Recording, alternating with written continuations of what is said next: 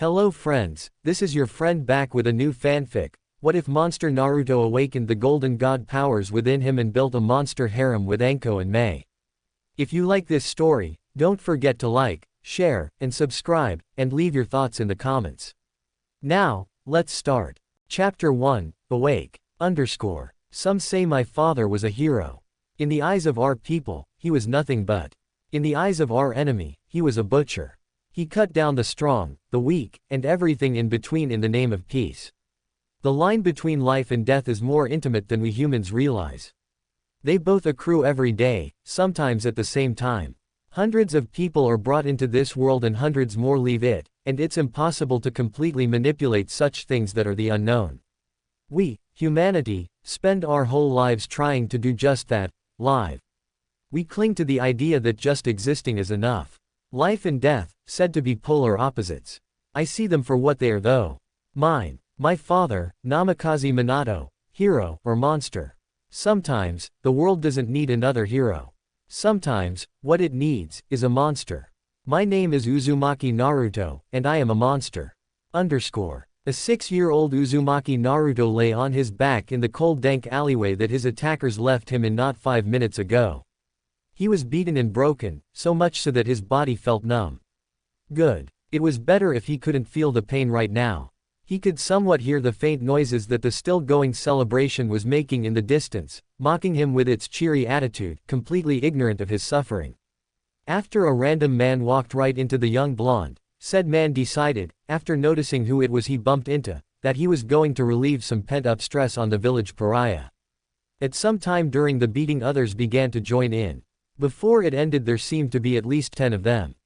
One boy, one child, against 10 adults, an entire village, an entire world. Yet, the small smile on his face never faded, even as the tears rolled down his cheeks to meet the damp ground. It had rained the day before, he had remembered. He wondered if, hadn't the member of the zoo not shown up, would they have stopped like they did? Would they have kept going until he no longer drew breath? He was curious, was all. He always could feel what others felt. He could feel the pain and rage they experienced when they caught sight of him. Just like how he knew they weren't angry at him, but at the thing inside of him. That never stopped them from projecting their anger on his young body though. Did they ever notice that he never resisted? He didn't understand what exactly he housed in his gut, but he was sure that it was the ire of the village. He'd heard the stories of the Kyuubi no Kitsune, the demon, that attacked the village a few years ago. He put 2 and 2 together and figured the red-hot and oh-so-angry feeling in his gut was the supposed destruction incarnate.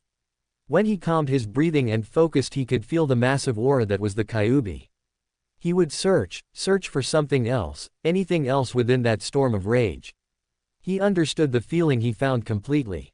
Loneliness. Naruto had been all alone since he was born. No parents, no friends, nothing. It was a nightmare, except he couldn't wake up. He was stuck. That never kept him down though, because with his innate ability to feel those around him also came the ability to understand them completely. And when you can understand someone completely, you can't help but love them.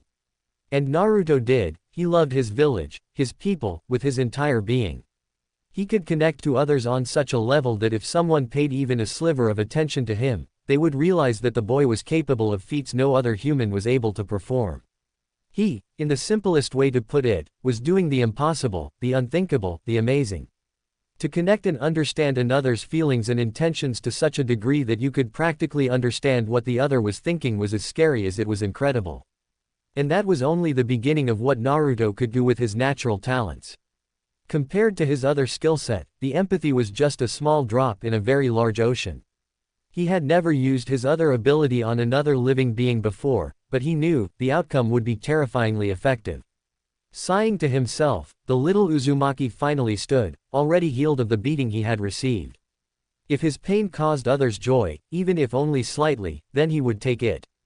He was the only person who understood the pain of each individual as much as they themselves did, so it just stood to be true that he would be the only one who could handle their anger. He could and would take it all, the pain, like it was his life's mission. He would do that for his precious village. Dusting off the dirt that now occupied his clothes, Naruto began to walk, where to even he did not know.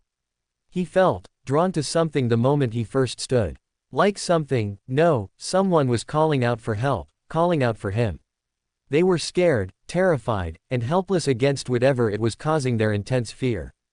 It was so strong that it hurt his heart, his soul and whole self. He needed to get to them quickly. He decided to try out an idea he had a few days ago. With the use of his other ability, he thought that it would be possible to run faster than he usually was capable of. Much faster. Pulling in that beautifully bright and unbelievably powerful essence that was all around him, always roaming the world, or was it the world itself, he flooded his body with it to the spilling point.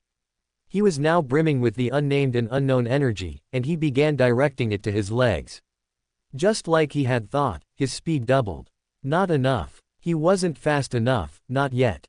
He forced even more of the energy into his legs, his speed tripling. More. He repeated the process again. His speed quadrupled. Not yet. His speed quintupled. He was so fast everything seemed to be in slow motion. He was no longer visible to the human eye, or any eye for that matter. He suddenly came to a complete halt, like he wasn't traveling fast enough to clear the whole village in seconds. He was directly in the path of someone he had never met, or felt, in his village before now. He was in a different uniform than the shinobi of his village, and his forehead protector was not of the leaf as well. With the foreign energy flowing through his body, Naruto could see perfectly in the dark. The man had white bandages wrapped around the top part of his head, his hitai slanted on his face, completely covering his right eye from the world with a black piece of string holding it all together. He had brown hair, if his brown facial hair was anything to go by. And he was tall, a lot taller than the blonde. Naruto immediately recognized the small form that was held in the man's left arm as the person he felt. He could still feel their fear even now. He wanted to change that, immediately. The man looked down on the small boy in front of him and snarled, "Out of my way, runt." The head ninja of Kumo barked. Naruto was silent for a moment, too angry to even move his body. He had felt the unknown man when he arrived and he now knew his intentions. He was taking what was not his to take. He was condemning an innocent and, what he now knew, gentlest girl he'd ever felt to a life of servitude and abuse. He knew the man thought of her as nothing more than a pawn, a means of reproducing powerful and, if her eyes were anything to go by, special shinobi. Naruto truly despised this man, he was the scum of this earth. Something inside Naruto clicked. He knew what he had to do. He could now feel and understand himself. He knew what he was now. The dark-skinned shinobi vaulted over the child in front of him, knowing that time was against him. He had no time to deal with someone who was in the wrong place at the wrong time. He kept running, making decent distance, until he was stopped once more. Again, the blonde-haired boy suddenly flashed in front of him, almost too fast for him to react to. In the back of his mind, he was worried just how strange it was for someone so young to be so fast. He snarled, and went to grab a kunai from his pouch to dispense with the nuisance. That's when he felt it. Naruto's hand raised into the air, ignoring the man's attempt to bring out a weapon, and began to do the impossible. The world, which was the only way he could describe it, began to twist and turn, producing the same energy that was currently occupying his body. However, now it was different, more refined, sharper, and tangible. From the very air itself, bright golden, the same color as his eyes, particles began to appear, floating in the sky above him. With the flick of his wrist, the particles stirred, slowly rotating, grinding itself in a circular motion, enthusiastically obeying its master's whims. The grizzled man's eyes widened. He didn't exactly know what was happening, but he was able to understand that it wasn't all that good for his health. It was supposed to be dark out, being well past sundown, but with the golden matter that was flying around, the sky was ablaze in a molten gold fury. It briefly passed through the head ninja's mind that, for a moment, it had looked like the heavens themselves opened up to bring forth their wrath on him. It was the most terrifyingly beautiful thing the seasoned Jonin had ever seen. Naruto's hand shot open, spreading his fingers in the air. That's when the particles took form, mimicking his right arm, the spread fingers and all, just in a much larger proportion. It looked like it was the right hand of God more than a small child's anger. Naruto gave one more soul-piercing glare at the man, their eyes meeting for mere seconds. In those chaste moments, the head ninja had thought the boy could actually see his soul for what it was, tainted. He had never felt sheer terror like this before. So why was it so serene? For a moment, the Kumo nin wondered why he wasn't moving, why he wasn't cutting this strange child's throat and vanishing into the night. And then he knew, with a strange, detached realization that he couldn't. Whatever the thing in the sky was, it demanded all his attention. Not even the fear of being caught by the Konoha shinobi could spur him. The Uzumaki could feel the familiar presence of who he guessed was the girl's father. Familiar as in he had felt the man before, he had by now memorized all of Konoha's citizens. He nodded at the man, and the older Hyuga wasted no time to leap forward and scoop his daughter in his arms. Once he leapt back out of the way, Naruto had no reason to wait anymore. In the back of his head he knew he was being watched, he could recognize Hokage Jiji's presence anywhere, and he was always with members of the zoo, so they too he was very familiar with. Especially the lazy-feeling one, he was the blonde's favorite. That didn't matter now though. All that mattered at this very moment was to rid the world of this disgusting man. Like an enraged god bringing down his divine judgment, Naruto clenched his hand in a fist while slamming it down into the ground at his feet, cracking a large portion of it. He unleashed all his anger with a monstrous shout, something that sounded more animal than human. Ah! In a blink of an eye, the gold hand-like structure fell to the earth right above the would-be kidnapper from Kumo with earth-shattering might. All the shinobi present actually had a hard time withstanding the blast, using a large amount of chakra just to stay in place and upright. The power behind the attack had to be equivalent to 20 or 30 explosive tags going off at once. It was a terrifying sight. When the incredible golden light finally faded away, all that was left was a deep scar in the earth. A very deep scar. Naruto stood from his prone form, letting his fist unclench as he did so. No one said a word, no one moved a muscle, and everyone tried to hold their breath. Silence reigned supreme in the now very large street as everyone just stared at the boy in disbelief. Not only did the demon child completely and utterly overpower and decimate the head ninja of Kumogakure no Sato, but he did it with ease, without the help of his charge, and for the sake of another Konoha citizen. It was incredible, it was amazing, and it was unbelievable. Everyone tensed as the village pariah moved forward, towards the Hyuga clan head and heiress.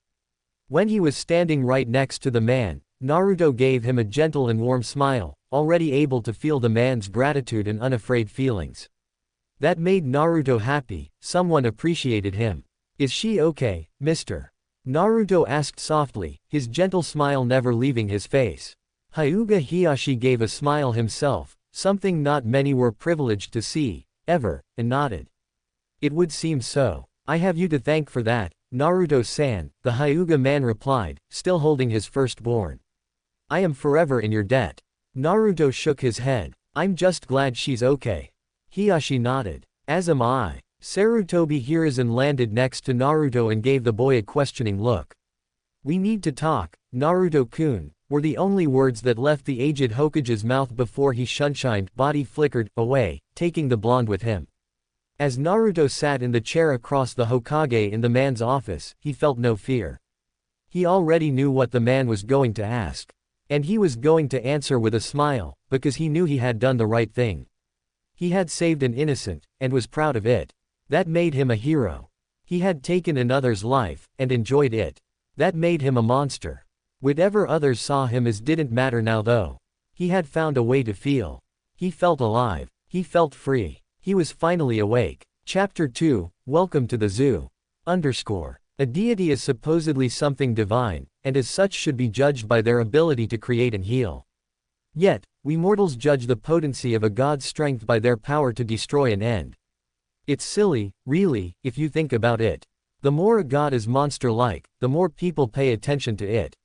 Such absurdity is favorable to a person like me though. I don't yet have the power to heal, or create, but something I do have is the power to destroy. The power to end anything as I see fit. The only difference between me and a deity is simple. I know what I am. I am a monster. So the zoo was nothing like what Naruto thought it would be. Most of the people were of the silent type, which was something he was okay with, having people ignore him for most of his life, which, in hindsight, was only 6 years, so he didn't really have all that much experience. After the little chat he and the Hokage had after he terminated the Kumo shinobi, the old Sarutobi had decided that it would be best if Naruto put his abilities to good use. That came in the form of joining the zoo, or what he now knew to be the Anbu Black Ops. They were the Ansatsu Senjutsu Tokushu Butai, the Special Assassination and Tactical Squad. That night was the best thing that ever happened to the blonde. Until the last words spoken by his now senpai. Flashback. Naruto could feel what the Hokage was feeling, anxiety. He had seen a boy of only 6 years annihilate with extreme prejudice the head ninja of Kumo. The man was the ambassador of peace for the cloud, and he was a strong jonin in his own right. The fact that Naruto had done away with him with what looked like ease made him very uneasy. Gigi, I can feel what you're thinking, just ask. I'll tell you the truth, honest. Naruto finally broke the awkward silence in the Hokage's office. The poor man was pacing the very moment they appeared in the small room. How can you feel what I'm thinking? Hiruzen asked, baffled that the boy was claiming to have the ability to read minds. Were his thoughts not safe now? When the Uzumaki laughed, the Lord Third felt like he was the child. I can't exactly hear your thoughts, Gigi, that's impossible. Naruto admitted. It's kind of hard to explain. The blonde trailed off, rubbing his chin with his right hand. It's like I'm connected to, well, everything. That's the only way I can describe it. At his grandfather figure's confused expression, Naruto explained a little better. When people are upset, I can tell. Naruto elaborated. And not just tell, but tell why. He continued, trying his best to describe what he could do. And how long have you been able to do such a thing? And why did you say everything instead of just people? The Sarutobi asked, wanting more. For how long? It's been since I could remember, he said, still rubbing his chin. For why I said what I did, that's because it's not just with people.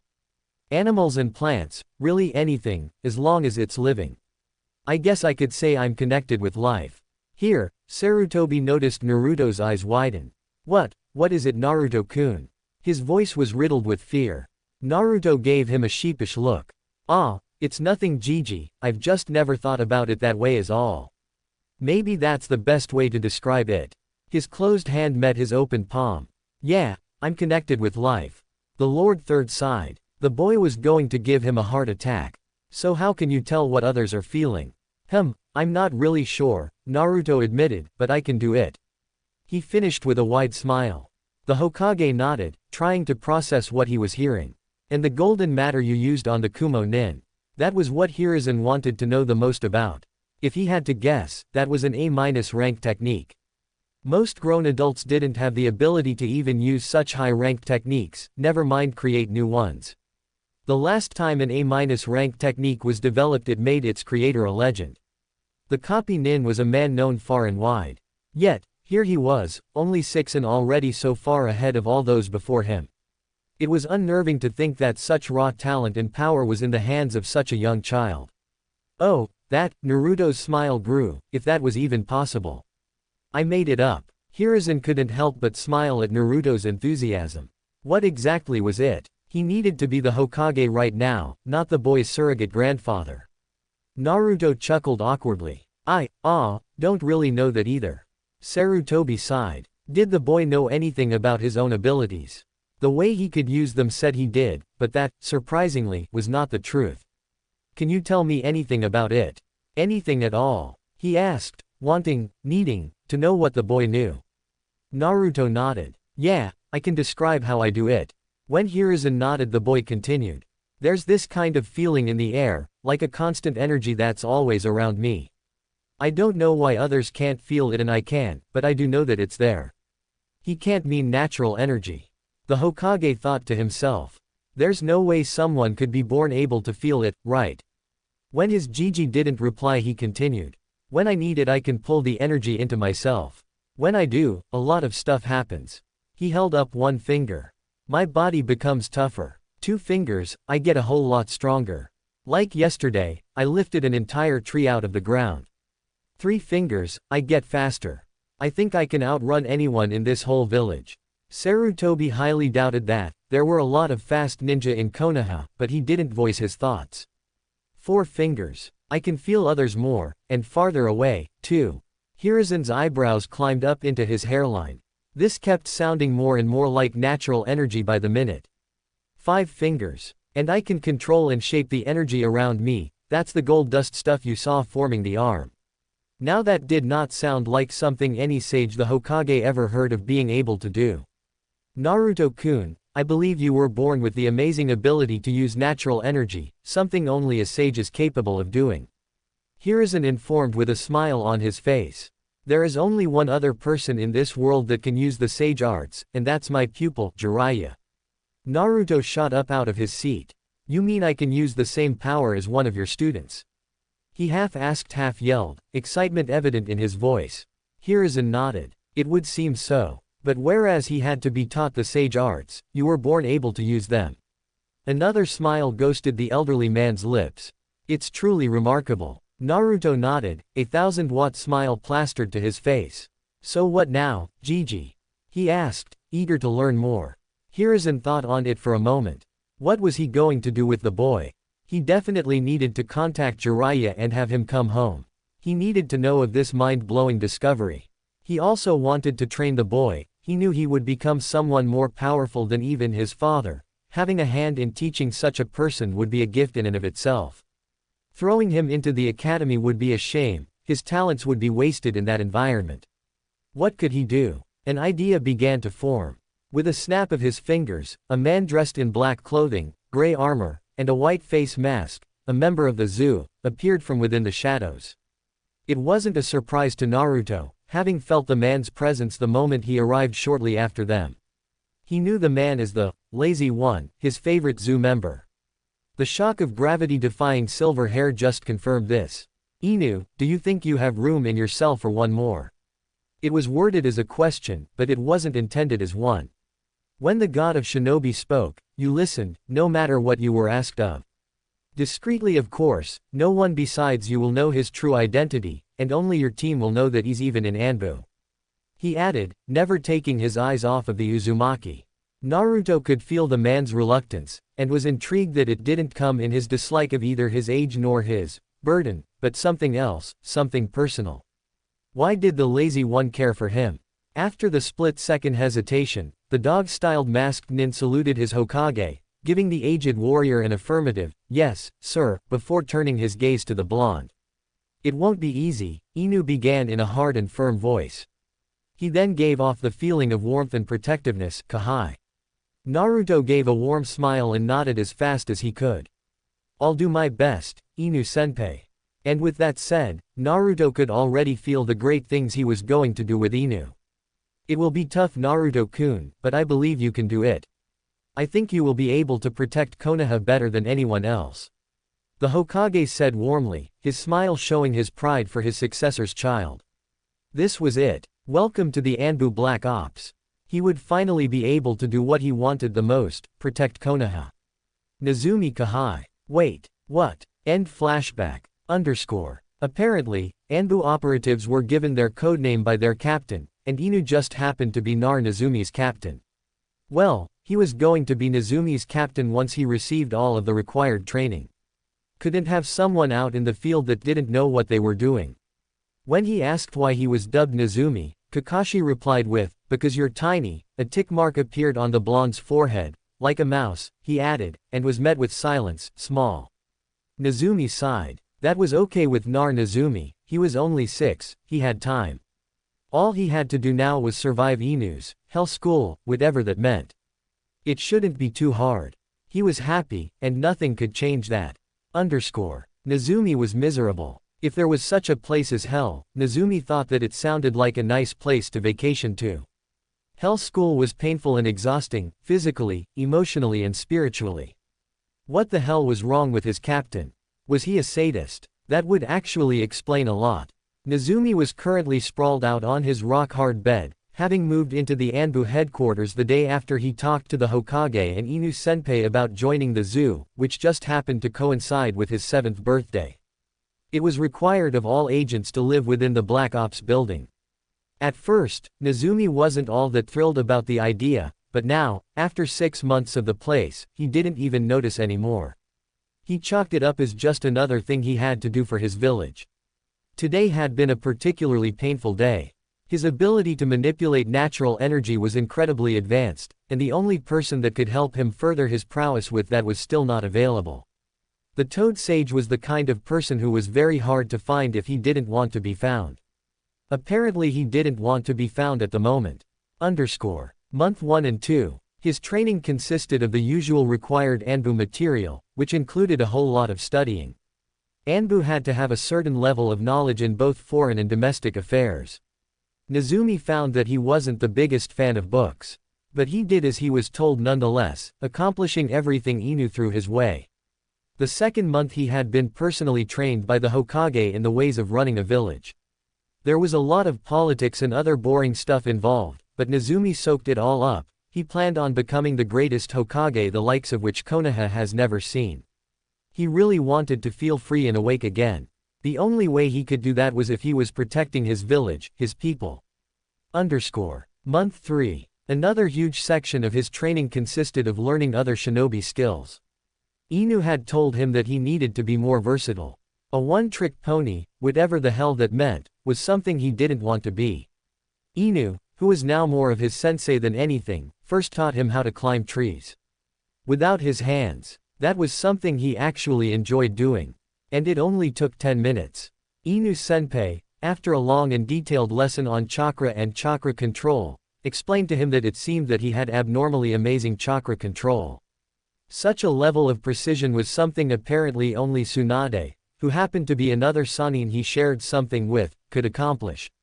Senju Tsunade was the medical nin, and he was up to par with her when it came to control. He put that in the back of his head for later. Versatility, versatility, versatility. After the tree walking exercise, Inu Senpai taught him to do the same thing, but on water. That, too, was incredibly fun. It also only took 10 minutes. Deciding that he needed to throw more difficult things at the boy, he began teaching him the Shunshin body flicker, which took a little longer for the boy to learn. This time it took 15 minutes. This was starting to intrigue Inu. The boy had said that he could understand everything so long as it was alive. That made Inu start to question, were jutsu alive? Because if so, Nezumi was capable of understanding any and all techniques, as long as they were performed within his sensory area. That was impossible though. The only technique he heard of that could understand jutsu like that was implanted in his left eye, the Sharingan. If it was true, just what were the boy's limits? Did he have any? The thought began to make more and more sense. Nezumi was incredibly mature, far from anything a now 7-year-old should be. He was able to speak like an adult, see things from an adult's point of view, and understand the adult world. So, how did he do it? Inu had never been one to believe that age brought wisdom. He had known a lot of unwise, elderly people.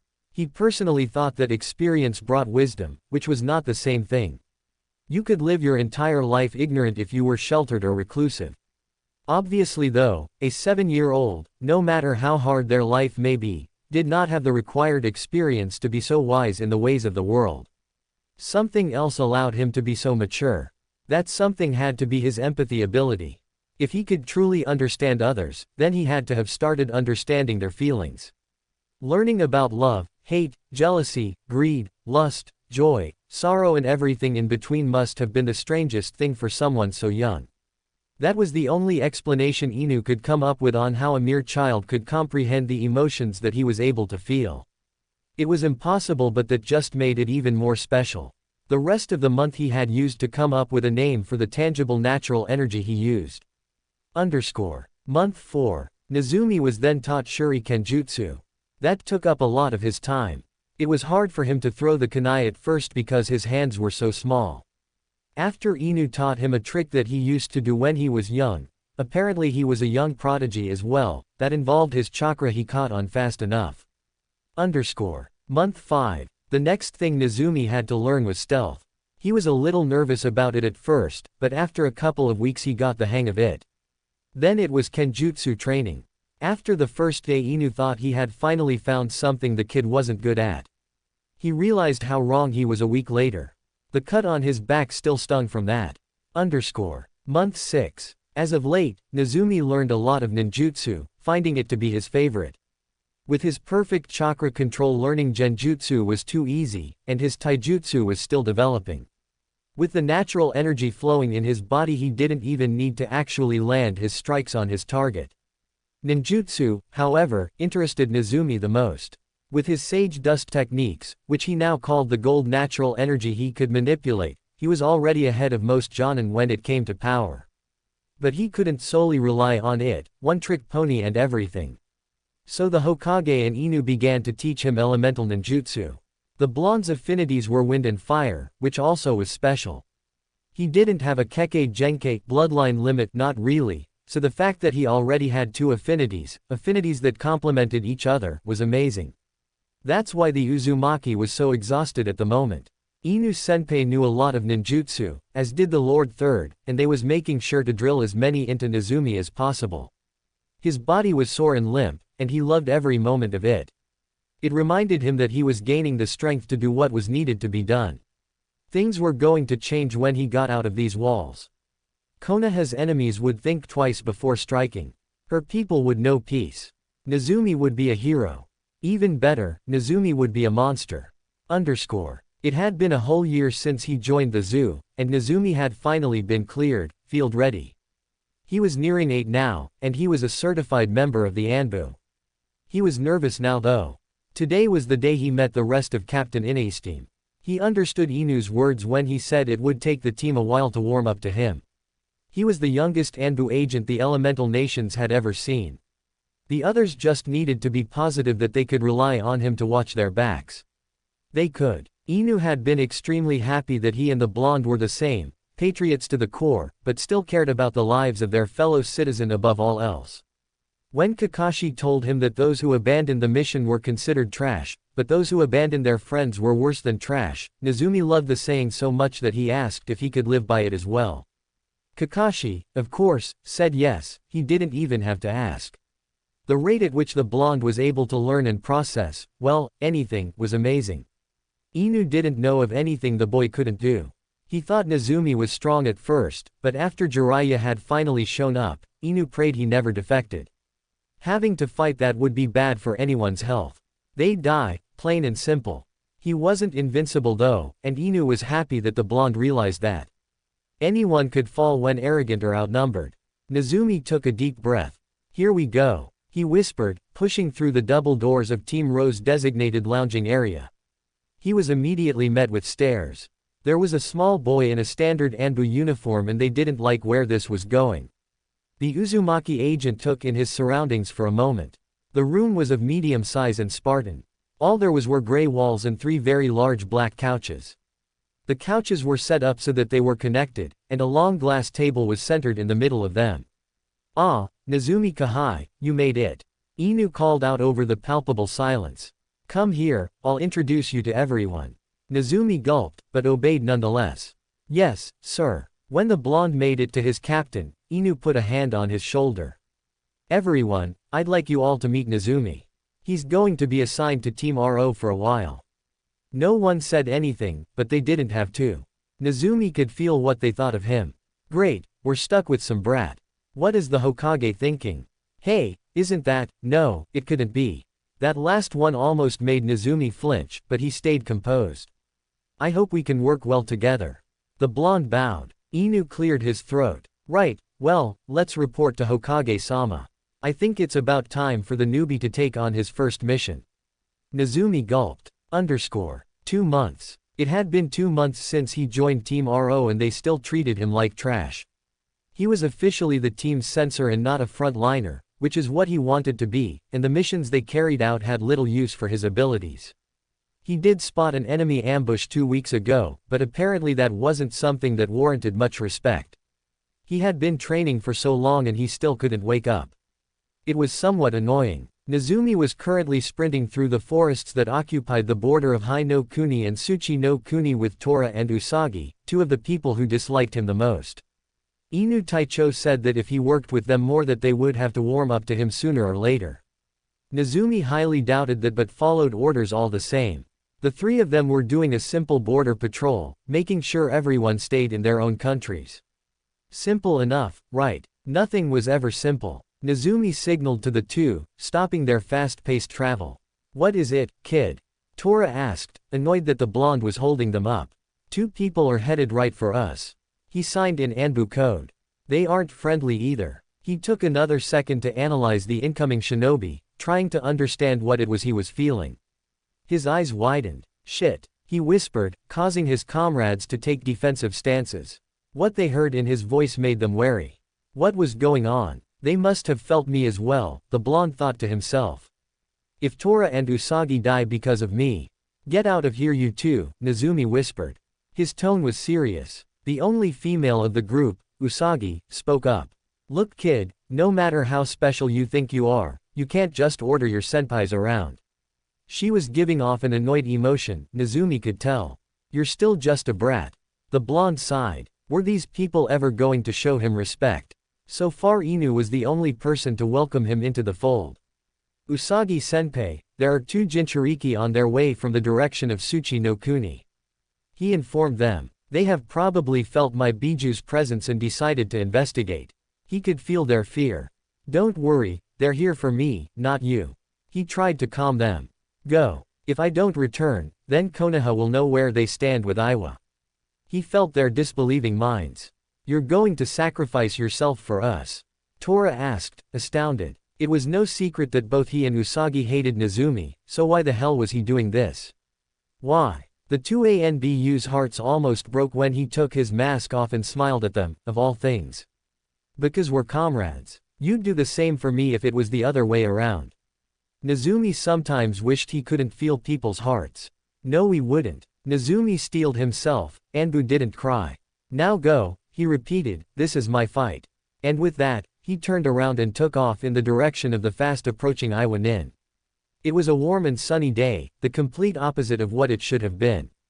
He was sacrificing himself for people who didn't even see him as a person. He just couldn't bring himself to care though. This was it. Time to wake up. It had taken hours to regroup with Inu Taicho and the rest of the squad, but when Usagi and Tora explained what had transpired earlier in their border patrol, they regretted it. You're worse than trash now. Inu's cold voice hit Tora and Usagi like an enraged Tsunade. How could you just leave him to die like that? The worst part about it was that he wasn't even yelling at them.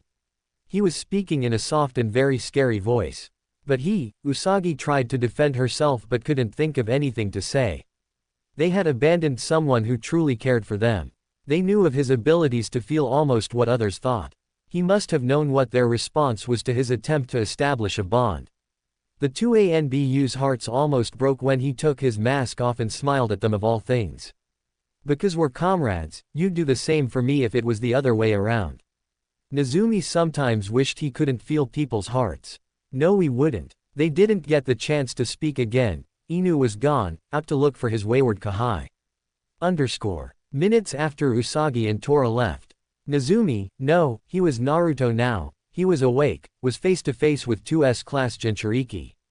They had taken countless lives, Konoha Nin included, and had years to tame the beasts within. Naruto was 8, and the only time he had interacted with his charge they didn't even speak. Unfortunately for them, that was enough. Flashback. When the old pervert finally made it to Konoha, Naruto was put to work right away, and not just in senjutsu. Jiraiya sensei had been adamant that Naruto try and establish a link between him and the Kyuubi. Naruto didn't mind so much as he just didn't know how. Just relax, the Toad Sage told him, calm yourself and visualize what you want. Naruto sighed, what exactly was it that he wanted? Jiraiya had said that he was Konoha's Jinchuriki, and even though he didn't like it personally, his fellow Sennin told him that he needed to learn how to harness the Biju's power. Of course Naruto wanted to protect Konoha, but he felt guilty just taking what was not his. Didn't he kill a Kumo Nin for that? So what did he want? Deciding to just wing it and come up with an answer later, Naruto dived into his own mind. It was a wet, dark, and broken place. So nothing unusual. A long corridor, what looked like an underground sewer of sorts, stretched out from both behind and in front of him. Water dripped from the ceiling and the walls were cracked. Did he mention that he was knee-high in something he hoped was water, because he was? He chose to walk forward, might as well, and he began to regret his choice. It felt like hours had passed since he arrived and everything seemed to be the same, never changing, dingy hallways. That's when he came upon the large room that doubled as a cell on the far side, a very, very large cell. The metal bars, adorning a large tag the reed, seal, reached into the darkness that was above them, lost in the expanse that was his mind. For a long drawn-out moment, everything was still. He began to think nothing was beyond those figurative bars, until a single, red-slitted eye peered through the darkness, capturing the small boy in its gaze. Before, when Naruto tried to feel the mass in his gut, he only ever felt hatred or malice, and at times, loneliness. Now, standing so close to the famed monster, he seemed almost calm. Naruto smiled. Was his soothing natural energy relaxing the all-powerful Biju? Whatever the case may be, Naruto was certain that the Kyuubi could feel him as well, like he too had the ability to read emotions. Naruto never felt so close to another in all his life. They were the same, in more ways than one. They were both scorned by the world. They were both the definition of strong. They were both forced upon each other. They were both too different than what people were comfortable with. And by far the most important and startling similarity was that they were both monsters. Standing proud and tall, not against the misunderstood Biju, but beside him, was thrilling. There was no need for words. Everything was being said through their eyes. I'm sorry for what's happened to you. I know. I'm going to save you. I know. I'll need your help. The visage that was the Kyuubi morphed into the terrifyingly wicked grin that stalked the nightmares of so many. I know. End flashback. Naruto wasn't sure why Team Ro felt so awestruck when he returned to the village the next morning. He's in tattered and scorched rags, a sure sign of battle. Even Usagi and Tora felt like they were relieved and happy.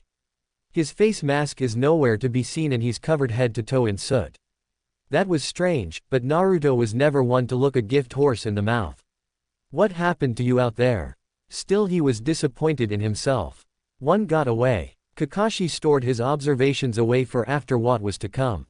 Before he could think more on that line of thought, Tora and Usagi approached Naruto. He wasn't awake anymore, he was Nezumi now. The two approached Nezumi with a small bit of trepidation in their step. No, he didn't want them to fear him. That's when he realized it. We apologize for being worse than trash, Nezumi Kahai. They both shouted simultaneously, their heads lowered in a deep bow. They weren't afraid of him. They were upset with themselves for abandoning a teammate. They accepted him. Nezumi's heart jumped. Was it finally that time? Was he now noticed as important? If you have it in you to forgive us, we promise to treat you with the respect you deserve. Usagi begged. I would be proud to work alongside such an amazing comrade. Tora added. That was it, the word he was waiting, craving to hear. It was that time after all. He was finally a part of Konoha, small as it may be. He was being recognized as a comrade and not someone not even worth the oxygen he consumed. Nezumi chuckled. You guys look silly bowing your heads to an 8-year-old. Usagi and Tora raised their heads. Of course I'd like to work with you. Here he spread his arm out, motioning to the rest of the members, all of you, if that's okay. The smile on his soot-covered face was all the gathered members of Team Ro needed to break into cheers of approval. The kid was all right in their book. Naruto could feel it, all of the accepting hearts and minds of his team. It was almost too much to handle. Almost. Nezumi, you need to be debriefed. Inu Taicho spoke above the yelling. The Hokage needs to know what happened during the time you were Mia. The cheers died down, but the emotions still filled the air, and that was enough. Nodding to his captain, Nezumi headed for the exit, intent on following the silver-haired man. Before he could make it out of the door though, Usagi called out his name, causing him to stop and turn to the woman. Yes, Usagi-senpai. He asked, a gentle smile stuck to his face. Damn, he really needed to work on his poker face. I forgot to say this before but, she paused, looking back at Tora who nodded at her. Thank you, and welcome to the Anbu. She crooked her mask to the side slightly so that only he could see what lay underneath. Dark onyx eyes that complemented her long dark hair, a small nose, luscious lips, and an altogether pretty face, and planted a small kiss on his cheek. The room lit up in O's and Nezumi's face went a deep scarlet. He was also pretty sure he had an incredibly stupid grin plastered to his face too, but he didn't care. That was awesome. He did it. He was now officially a member of the zoo. Having heard the happenings that his newest operative explained, in great detail, about the death match he had with two people he was unfortunately familiar with, had the Lord Third Hokage nervous. Seeing the subsequent head of Yoden no Roshi laid out on his desk, unsealed from the scroll, said operative put it in after he managed to defeat and kill the powerful man scared him further. What couldn't this boy accomplish? Gigi, about the Yonbi, the soot-covered blonde even looked nervous here. We need to talk. His eyes dragged over to where he could feel the ever-present Anbu watching their leader closely. In private, his voice was riddled with concern. Great, what now? Chapter 3, The Might of Konoha. A war zone is a place someone like me can thrive in. Opposing sides fight to the death to claim the victory. Everyone on the opposite side is fair game, all of them must die. Monsters like me are the star players in the game that is war. It's a place we can feel alive, free, awake. I never thought I would have the privilege to not only witness one of these ridiculous bouts, but help bring about the fall of the very person who started one. I'm elated that I was wrong. Greetings, war-torn Mizu no Kuni, a monster has arrived to set you free. Me. The shores that made up the coast of Mizu no Kuni were heavy with fog. The sun was nowhere in sight, and the air was thick with moisture. It felt like it could rain any minute now. The small fishing village the four-man cell arrived at was said to belong to the resistance. The war between them and the Lord Fourth Mizukage was heavily reliant on territorial dominance. Mizu no Kuni was made up of several islands, all centering the country's hidden village, Kurigakure no Sato, which was currently in the hands of the tyrant known as Yagura. The man was leading a crusade to purge the bloodline users from Mizu. It was said that he thought them to be too dangerous to let live, so decided to kill his own people out of fear. Hundreds of thousands had already been slaughtered, and many more still lived in fear of his genocide. The other nations all decided to stay out of Mizu's business, letting them handle their own domestic affairs. The bloody and crippling civil war finally reached the Land of Fire's citizens, in a way. A small scientific expedition into the waters that bordered Hai no Kuni and Mizu no Kuni turned into a massacre. The group of 6 civilian scientists, not a shinobi in sight, was captured by the Mizukage's forces and executed on the false charges of espionage.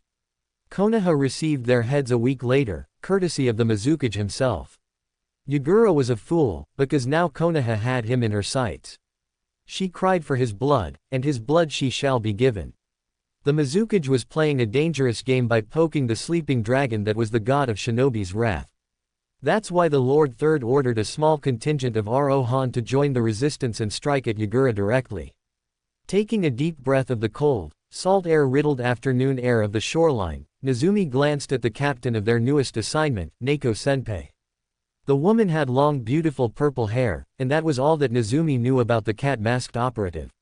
She was an Anbu through and through, she never took her mask off, at least since he joined the Corps 2.5 years ago. Nezumi knew better though, she was a warm person and thought the same as he and Inu Taicho, the team was just as important as the mission. That made it easier for him to suddenly be under her command. To his left was the official, youngest Anbu agent in Konoha, Karasu, his best friend.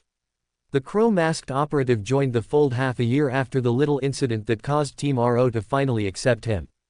It came to no surprise to Nezumi that Karasu entered the Black Ops, the things the blonde felt coming from the young Uchiha amazed even him. He was strong, obviously, but his mind and heart made Nezumi instantly want to befriend him the moment he walked into Rohan's changing room.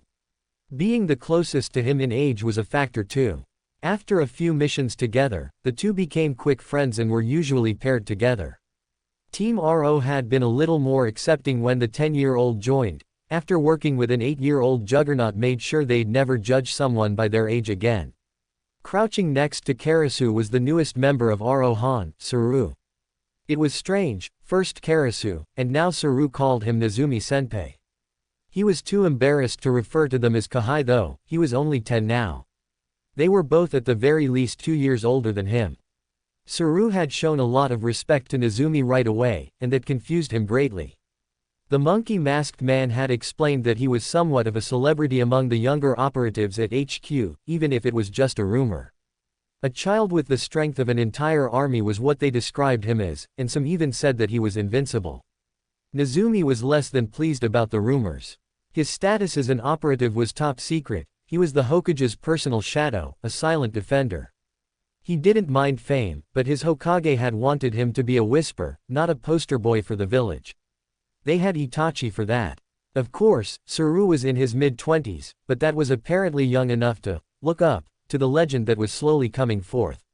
His thoughts were interrupted. Nezumi, find the resistance, we need to meet up with them and explain Hokage-sama's orders. Neko spoke, giving her first order as a captain. Nezumi nodded, already doing what he was told.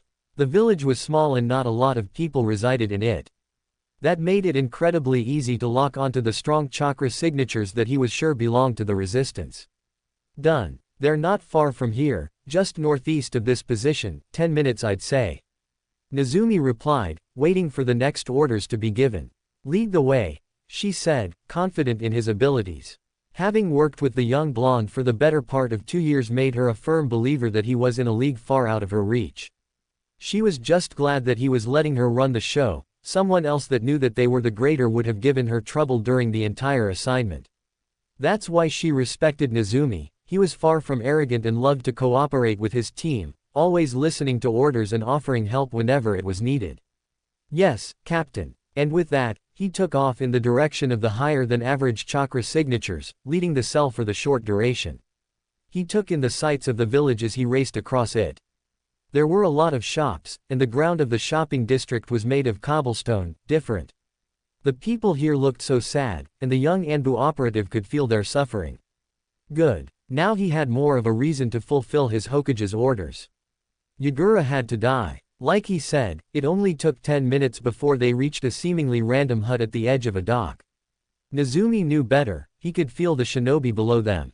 No one could escape his sensing capabilities. He was the greatest sensor in the village after all, able to feel the emotions and intentions of anyone in his range, which was incredibly large. Nodding to Neko, the mouse-masked boy fell back, allowing the woman to take the lead again. Stretching her arm out to rasp against the wooden door, she was cut off by a burly man with long black hair. State your business, Konoha Nin. I've done nothing wrong, and you have no jurisdiction in this part of the world. His voice was gruff, matching his appearance perfectly. The scar that ran across the bridge of his nose reminded Nezumi of a chunin he knew to work at the academy. He didn't know the man's name, but he knew that if he went to the academy, he would want that man to be his instructor. He had a good heart. Neko chose her words carefully. We've come on the behalf of the Lord Hokage. We have jurisdiction anywhere we so please. She gave the man a respectful nod of her head. Konoha wishes to help wash away the red from the waters. We're here to clean house. There it was. The code the resistance used to identify friendlies. That little piece of information was invaluable to them. Without it, the resistance wouldn't have let them anywhere near their plans.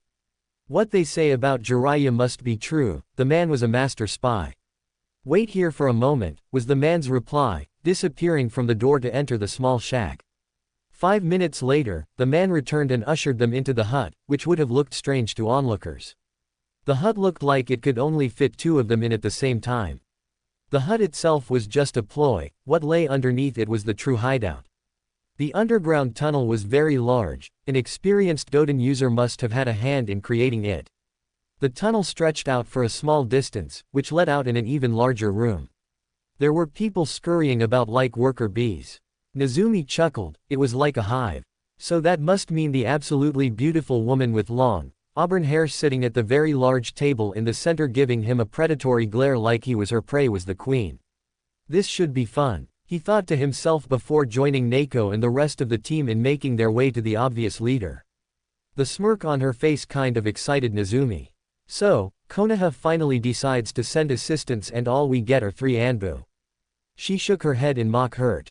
I'm disappointed. 4, Neko spoke, you've been given 4 Anbu to your cause. Ah, but you're wrong, sweetheart, she retorted. The children only count as half an Anbu. Her smile was still as sweet as it had first been. So I've been given 3, such a shame too, I really could have used the help.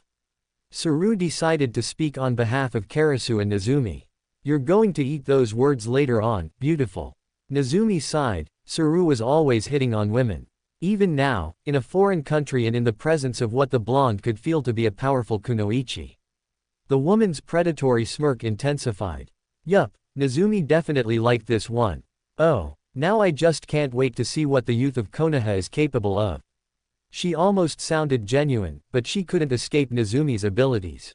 No matter how good of a liar she was. Our Hokage has given us orders to shadow the resistance and assist in any and every way possible. Our goal is to get Yagura alone with Nezumi here. She informed the woman, gesturing to the smallest member of the cell. A delicate eyebrow rose on the beautiful woman's face. And why would your Hokage wish to have a child confront a cage-level Jinchuriki? Nezumi was glad that he had his mask on, because if he didn't, everyone would have seen the absolutely terrifying smile on his face. The Lord Hokage wishes to end the life of the Yondaime Mizukage. The easiest way for that to happen is if we wake our sleeping comrade. The blonde really loved how his team understood him so. He would have started laughing if he hadn't trained so hard to be capable of keeping his emotions in check. The woman was now really confused. He guessed that she'd never met a monster before. Black Harbor, Terumi Mei began, is a loyalist-controlled prison. It houses a good portion of our people. Here, an angry expression flashed across the woman's face. The ones the bastard keeps alive. It had only been a few hours since the Team RO contingent met with the resistance, and they were already being put to work. Karasu was indifferent. Saru was annoyed. Neko was ready to serve. And Nezumi was excited. If they could help win the war for the resistance, Kiri, with whoever became the Mizukage, Nezumi thought it would most likely be Mei, would be indebted to Konoha. He was going to have a hand in creating a peaceful alliance for his home and Kiri. He would save so many lives. And take so many more. It was a win-win situation. You want my team to, what, pull off a prison break? Neko asked. She didn't see how this would help them any. Yes, that is exactly what I want of you and your little team. Nezumi could feel that Neko didn't like Mei too much. My top general went in to find information on the whereabouts of Yagura's top weapons manufacturing buildings. The green-eyed woman brushed a stray hair back into one of the 4 bangs that framed her face. I was planning on sending 3 of my teams in, but if what you say about the 2 kiddies is true, then I haven't the need to, now do I. Nezumi could understand why she wasn't Mei's biggest fan. She kind of came off as arrogant, but maybe that was just because she didn't know them all that well. Nezumi wanted to chuckle again. He could play that game if that's what she wanted. No. The smallest out of the Konoha Anbu said, looking at Neko. Let me go in alone, Captain. Ah, there it was. The emotion he was looking for from the auburn-haired woman, incredulous. This doesn't call for the 4 of us. He turned his masked face towards Mei. I should be more than enough. Any more would be overkill.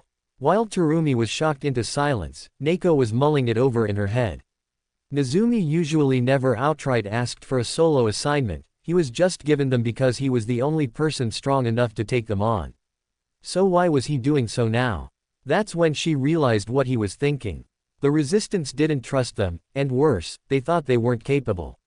That little genius. He had worded it as a suggestion, giving her the authority to make the decision. He knew she was worried that he would try and take over, and to squash those thoughts, he showed she had seniority in front of the others. He also knew that the only way for the resistance to realize just how valuable the team was, they needed to be shown that they were more than capable of fighting the good fight.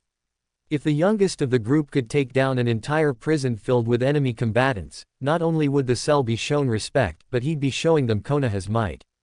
It did everything that both they and Konoha needed all in one go. It still astounded her how the boy was able to think and strategize to win the game with only one move. He truly was the monster he claimed to be. It just took her a while to fully understand what that meant. Permission granted. Neko nodded her head, both in confirmation and thanks. She was sure he could feel her gratitude. Do as you see fit to complete the mission. Nezumi got the message. I agree, and thank you. Yes, Captain. Wait a minute here. Mei finally spoke up. You're really going to just send the one kid? She couldn't believe the boy was as strong as they were implying him to be, she just couldn't. She knew that Konoha was the greatest of the 5, and that they produced child prodigies in bulk, but this was just ridiculous. What the hell did they feed their children in that village? Yes, Nezumi is very special, and more than capable of accomplishing the required task.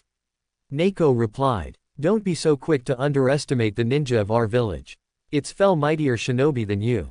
Nezumi wished he could laugh, that was a good one. And it was the truth, which made it even better. Mei was silent for a moment, her narrowed eyes on the blonde boy. Then she relented. Fine, but if he gets my people killed it's on your heads. Nezumi cocked his head to the right. His suspicions were correct, she was beautiful at every angle. Sarutobi Hiruzen sat at his desk in his office, once again stuck doing paperwork. It really became overwhelming at times if he didn't take much needed breaks. Speaking of much needed breaks, Jiraiya-kun, it's good to see you again. He said to seemingly no one. That's when the aforementioned Sanin seemed to melt out of the wall, his camouflage technique deactivating. Damn, sensei, you're almost as good as the Gaki. Student spoke to teacher, his ever-present smug smirk on his face. You can't fool me yet, Jiraiya, I taught you everything you know after all. The Sandaime made a pouting face. Besides senjutsu. The Sennin roared with laughter. That expression you made doesn't belong on the face of the Hokage, old man. Hiruzen mock glared at his pupil. Careful, Jiraiya-kun, you're getting pretty old yourself. The sage's laughter immediately stopped. Great, was he really a geezer now? Whatever. Jiraiya mumbled. Where's the Gaki? I've got some time before I need to head back out. The white-headed man leaned against the Hokage's desk. Thought I'd get a little training in with him before I leave. Hiruzen shook his head. Naruto-kun is out on a mission, he won't be back for some time. He informed his former student. Jiraiya sighed. Another one? He asked. Do you ever give the kid a break? It was true, Naruto was always out in the field, probably more so than he was in Konoha.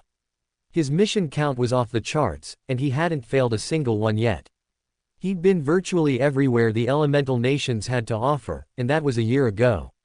His success rate was 100%, something no other before him had accomplished. Jiraiya didn't know if he should be proud or nervous that Minato's son was already able to whip Naruto was a true prodigy, a genius among geniuses. He had surpassed many of the world's most powerful men and women by now, and he was only 10, nearing his 11th birthday. He shared the Sandaime's worries of what the young Uzumaki would become in the near future.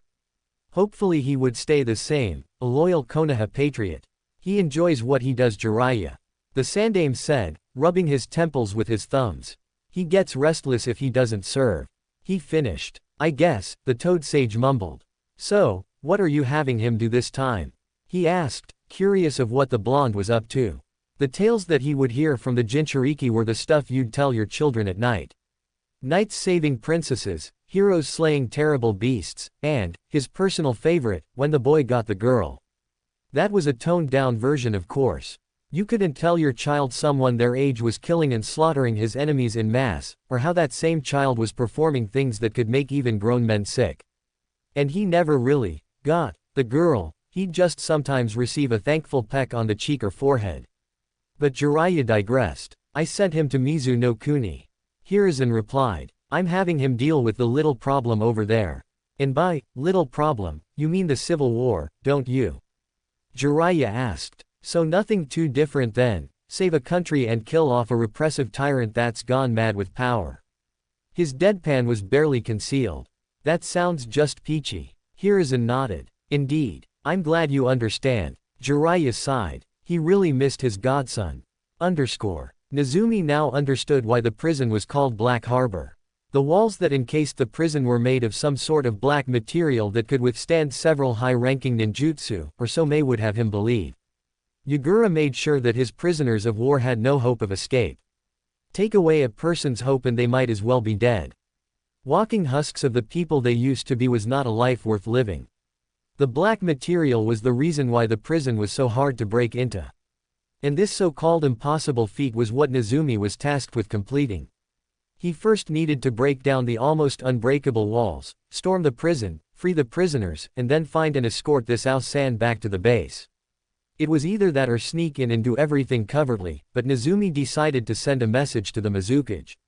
We're coming for you. Signed, your friendly Konoha 10-year-old. Taking a moment to pull in the natural energy around him, the change of his eyes from blue to gold marked his entering sage mode. At first, Ero Sennin was astounded that he could enter the enhanced state so quickly, it only took him 10 seconds now. Jiraiya had explained what it was like for him to draw in the world's power. For him, it was like he had to open a door, and then actively pull the chakra in. Nezumi then explained that it felt somewhat similar for him.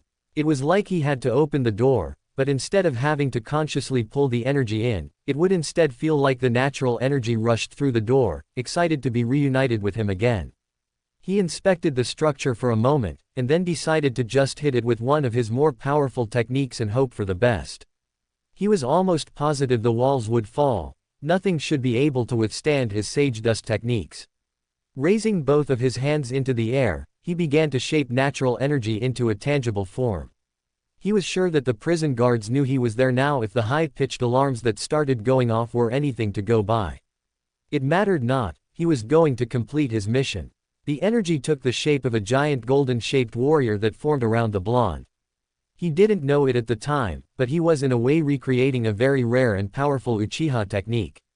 However, instead of invoking the fabled Susanoo, he called forth something much more befitting a person of his mindset. Bishamon. Nezumi whispered, his voice only heard by the wind.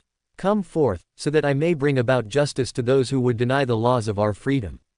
With those words said, the spectral, molten gold warrior fully materialized, his full body armor and famed spear present, depicting a much more savage and terrifying visage of the god of war and justice. The spear was held in its left hand. Nezumi needed his right for what he was about to do.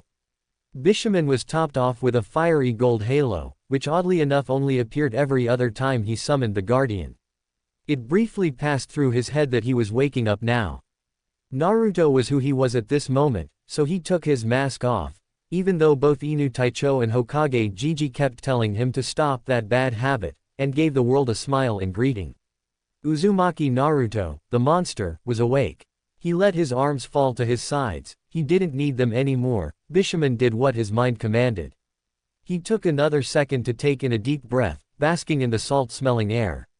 Then, he released his might upon Black Harbor. Senpo, Kami no Migi-te, Sage Art, the right hand of God. He shouted, and within the span of 5 seconds, he rushed the prison walls, let loose the devastating technique, and the black barrier came crumbling down like it was a house of cards.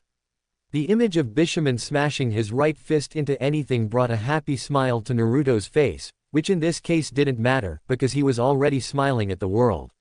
He could hear the terrifying screams of disbelief within his target, and they only excited him more. Dropping the golden warrior, Naruto became incredibly faster, nothing but a yellow and gray blur to the men and women that made up the prison detail. His kunai met many throats in one go, and he was happy that there was so much more left. He unsheathed his tanto, intent on cutting down the 3 men who were preparing a sweetened technique. Before they could reach the last hand seal, he was at their backs, the thin blade piercing flesh. With a single slash, all 3 men fell, gone from this world. While in sage mode, his awareness was heightened to such a degree he practically had eyes in the back of his head. This awareness was to thank when he dove to his right, an absolutely enormous fireball smashing down on his previous location soon after. He took a look at the woman who had tried to turn him into ash and smiled. So she wanted to play with fire, did she? He sheathed the tanto he wore on his back, and held his hands in the tiger sign. He was going to fight fire with fire then. Kaiten, Goryuka no Jutsu, fire release, Great Dragon Fire Technique. He bellowed, and brought forth a giant dragon-headed fireball that raced at the woman with intent to kill. Her screams were all the confirmation he needed. He repeated the fury with his kunai, ending the lives of 10 more guards, their crimson blood staining his bare face with its warm feeling. He didn't quite like the feeling so much as it was just a reminder that he was doing what he was born to do. He stopped, already done with the set of seals required for the technique he had in mind for the 7 shinobi blocking his path into the prison itself. Futon. Daitapa Wind Release, Great Breakthrough. This particular jutsu was only AC rank, but with the amount of chakra that Naruto pumped through it, it could easily be an A- rank. As proven when the 7 shinobi stupid enough to block his entrance were cut down with the hurricane force winds that were forced upon them. He was now inside the bleak prison, time to find the control room. 4 minutes and several well-timed Rasengan later, he really needed to thank Jiraiya-sensei for teaching him the Lord Fourth's personal jutsu again. It was one of his favorites now, and he made it to the room he could free the prisoners from. He was disappointed. The enemy was far from satisfying. Ao was spending his time like all the other prisoners at Black Harbor did, miserably.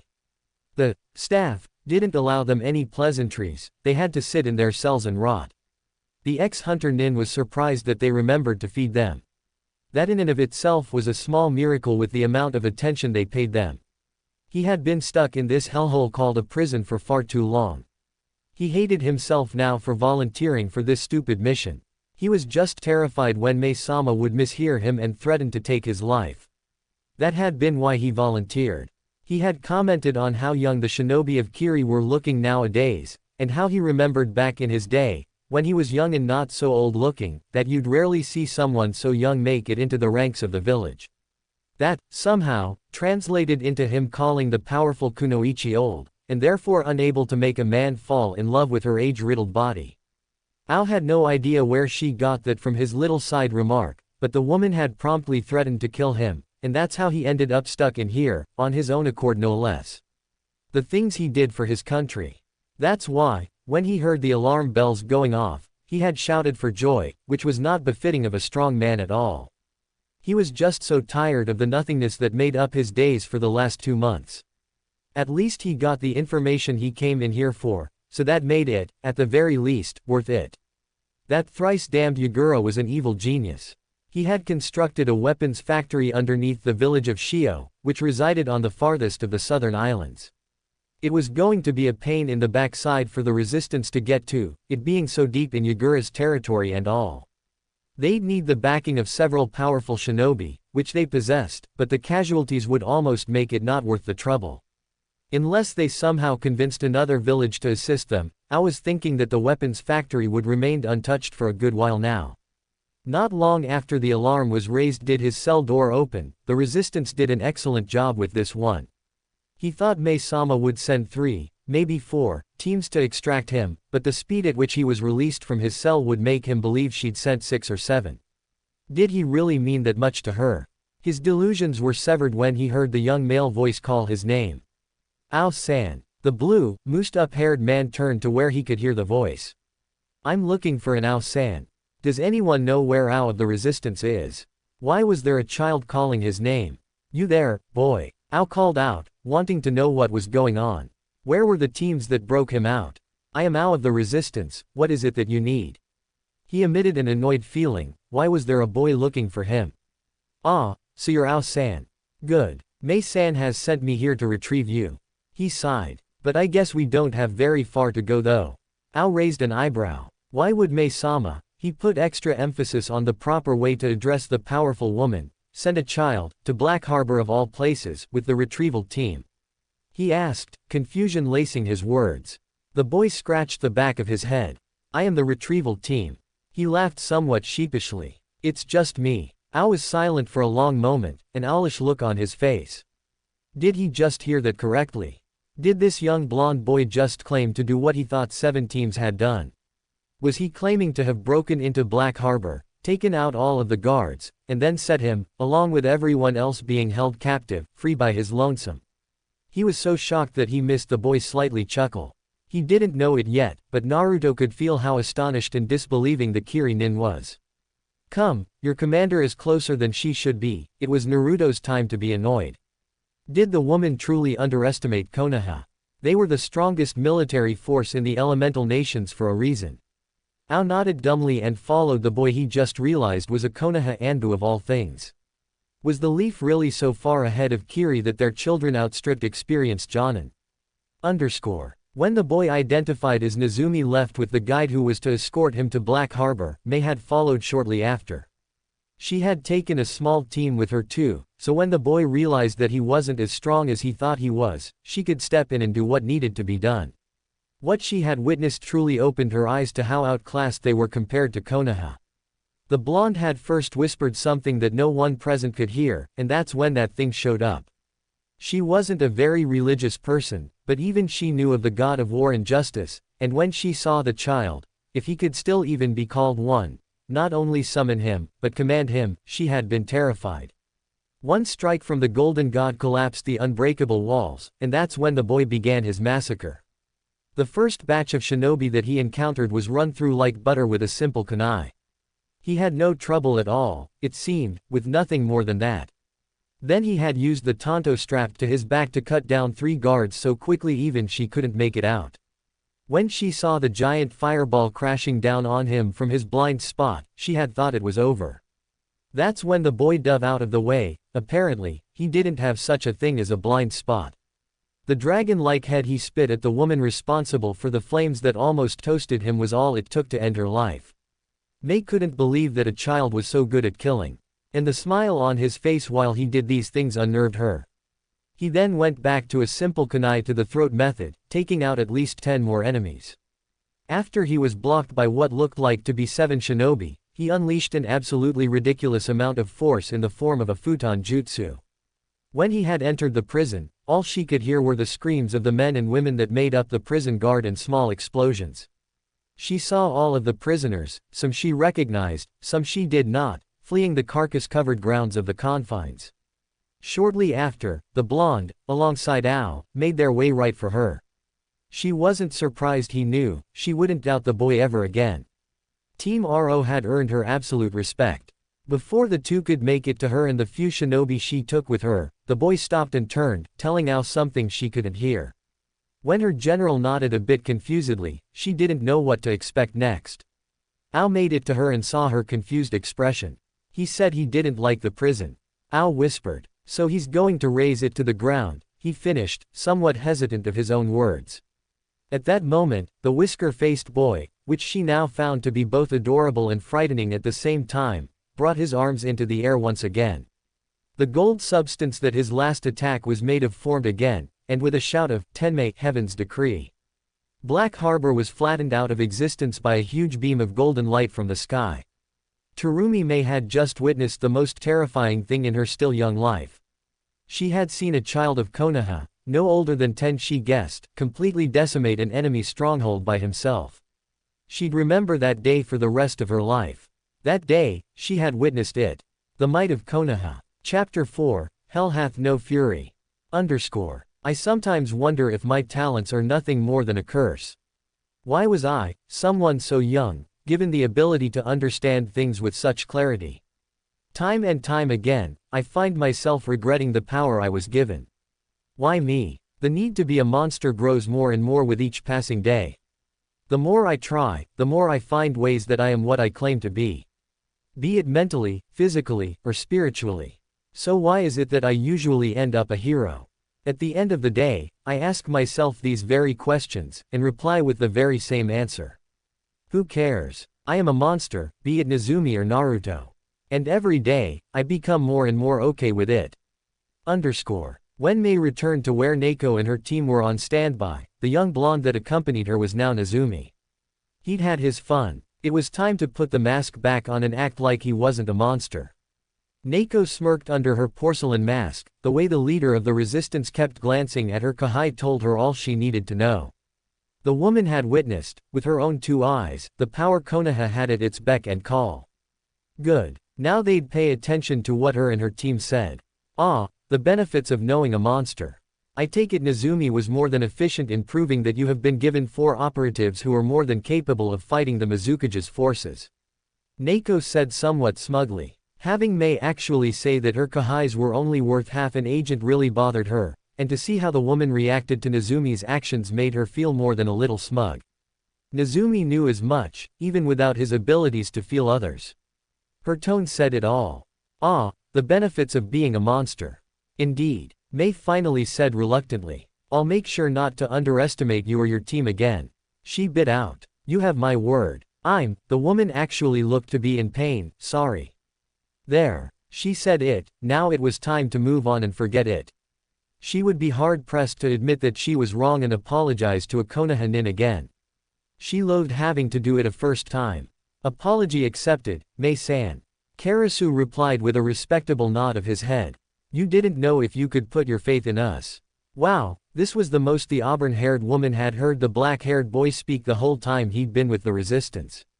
Now you know you can. Mei nodded slowly. Having children talking to you like they were adults would take some getting used to, if she could ever get used to it. Really, what was that village feeding its youth? Did your general get the information he was tasked with recovering? Neko asked, wanting to know if Nezumi had been used for nothing or not. For the purple-haired woman, breaking people out who were already defeated and imprisoned wasn't the best way to spend their time. She hadn't planned to spend too horribly long in this war-torn country. She had a special someone waiting for her at home after all. Yes. A blue-haired man finally spoke up. The factory is underneath Shio. Ao revealed. That bastard stuck it somewhere impossible for us to get to without losing too many of our own. Mei's fist hit the earth-made wall. Damn it. She all but snarled. He really doesn't want to lose that damn place. She ran a hand through her long hair and sighed. We really needed to hit that base. It's our greatest way to cripple his armies. Naoko thought it was a smart idea. Taking out the man's weapons factory would slowly make his men's supply dwindle down, causing more of them to lose battles with the resistance, not having the equipment to properly fight back. More deaths would lessen morale, which would then cause even more deaths. It was slow and subtle, but it was a smart move. The smallest of bug bites could fall a giant, and Team RO knew it. Nezumi was practically the epitome of that very saying. Very small. And very deadly. Very. Saru looked at Naoko, a silent request to speak. He was given it in the form of a nod. Mei-san, if I may, I have a proposal you should consider. Nezumi smirked. Saru might not be very lazy, or constantly spam the word, troublesome, like the rest of his clan, but the pineapple-shaped hair was a dead giveaway. The man was a Nara, through and through. And no other clan in the world could claim to be more tactically and strategically proficient than the deer-herding clan of Konoha. Nezumi turned his gaze to Mei and smirked under his mask when he felt her nervousness. Mei-san, he began, Saru is our team's greatest strategist. You should take whatever he says serious. He felt Saru's gratitude at the kind words. It could help liberate your country. Mei nodded, not wanting to argue with the boy's words. She had underestimated the small cell from Konoha once already, and that had proven to be a bad idea. What is it you wish to suggest? She asked him genuinely. She wanted her home out from underneath Yagura's cruel reign more than anything. If she had to play nice with the leaf, then she would. Her ego meant little if her people continued to stain the shores red. Mizu was more than ready to leave war behind and enter the nice long vacation that was peace. Too many innocents had died already. Saru once again glanced at Naoko for approval. After seeing Nezumi show her so much respect, he would be damned before he showed her anything but the same. His age didn't matter, the blonde boy was Saru's hero. After receiving another movement of his captain's head to continue, the Nara Anbu operative began to explain the plans he had created in the seconds he had heard them bring up the problem they were facing. He knew it was a good idea to familiarize himself with the geography of Mizu no Kuni before leaving for the mission. That, added to his already brilliant mind, was truly nothing to laugh at. He wondered if this made him what Nezumi called a monster. He sure hoped so. After his explanation was finished, Naoko and Mei were confused when they saw Saru staring at the base's ceiling, obviously lost in his own thought, and Nezumi nodding slowly at said monkey-faced man in an approving manner. Why did the blonde have both of his thumbs up? Did they miss something? Karasu, like always, was watching the happenings with indifference. Nezumi sighed in content when he fell down on the bed Mei had said he was free to use, both mask and shirt forgotten on the floor. It was the most comfortable thing the young agent had felt in a long time. The ANBU's commendations were meant to be functional and nothing more. Comforting things apparently dulled the senses. Nezumi thought it was such a load of bull. He loved Hokage Gigi, he did, but the man was such a cheapskate. Another sigh left his small lips, the bed really was comfortable. He had a whole 10 hours to rest his body for tomorrow's assignment, which relied heavily on him and Karasu. The rest was very welcome. The young blonde was a juggernaut in many cases, stamina being one of them, but even he got tired. The small team had only stopped twice in the 3-day trip to Mizu no Kuni. They didn't even take a boat. Naoko had the team run the entire ocean that lay in between Water Country and Hai no Kuni. Afterwards, he had been sent to single-handedly take out an entire prison. Yes, he had volunteered to do so, but that was a moot point. The resistance needed to be shown what they were given. He was the only one who could show them properly. So when the beautiful woman had accepted Saru's plans and shown them to where they would be sleeping for the majority of the time they were in Mizu, after the small tour of the subterranean base, the blonde had been more than thrilled. When she revealed that they had separate rooms, he had been surprised. The woman must have been really impressed by his actions, because now she was treating them almost like royalty. He may have been over-exaggerating though, because even lower-class citizens had their own rooms and beds. But it had been years since he moved into Anbu HQ, and the small closet that was considered a room and the paper-thin mat he slept on was beginning to get old. He willed his eyes open, his Anbu training not letting him fall asleep until he inspected the room he was in. Even though he knew they wouldn't turn against them, the years of training had drilled into his brain that non-Konoha shinobi were always the enemy. He was in an average-sized room, the same color as the earth it was made from. The bed took up a lot of the space, being 4 times the size of his mat back home. Now that he thought about it, it was a bit strange. Why did he have a king-sized bed? There were 2 medium-sized nightstands on each side of him, both having random things thrown on them like someone used them regularly, also confusing. The right side of the room had what Nezumi thought to be a walk-in closet. He couldn't tell from his position propped up on his elbows, but he would wager that it was full with someone's clothing. He didn't know why, but it seemed like he was given someone else's room. It could have been on accident, or maybe the person was gone for the night or was no longer with the resistance. Whatever the reason may be, he didn't really care at the moment. He was exhausted and ready to drift off into slumber for the remaining time he had left for relaxation. In his tired state, he had forgotten to check on his team's position, like he always did when he was out of the village with comrades. Not 5 minutes after he had closed his eyes to try and relax did the door to his temporary room slide open. His eyes opened and he went upright. Of course he had to accidentally be given someone else's room, nothing could just be easy, could it? Before he could sit up completely, he was gently pushed back down into the soft sheets of the bed covers. "Where do you think you're going, cutie?" A female voice purred in his ear. He immediately recognized the voice as Terumi Mei, the leader of the resistance. If he couldn't feel the emotions of the woman, he would already have killed her 3 times over by now. He'd never been so grateful of his abilities. "I was going to go find myself a new room to sleep in," he replied with a perfect poker face. He couldn't afford to show emotion and give her the wrong idea. "This one obviously belongs to you." Mei tightened her grip on the boy's shoulder. Don't be so quick to leave a woman when she hasn't said what she wants to say." She purred in his ear again. He wondered if she actually thought she trapped him. She had to know by now that he was stronger than her, in every way possible. "It's just rude," she added after he was silent. Her body and warmth did feel good. He may only be 10, but he was still able to admire the female body. "It is a wonderful thing after all. And what is it you wish to discuss, Mei-san?" he asked politely. He knew how to keep calm and collected, even in a situation like this one. He tried his best to ignore when she pressed her substantial bust against his chest sensually, their faces so close he could feel her breath hit his warm flesh. "You seem to be a very mature young man, Nezumi-san," she replied, adding the respectable honorific to his codename for the first time since his arrival. "You must have been with a woman by now, even if you are so young," she continued, now rubbing her chest against his.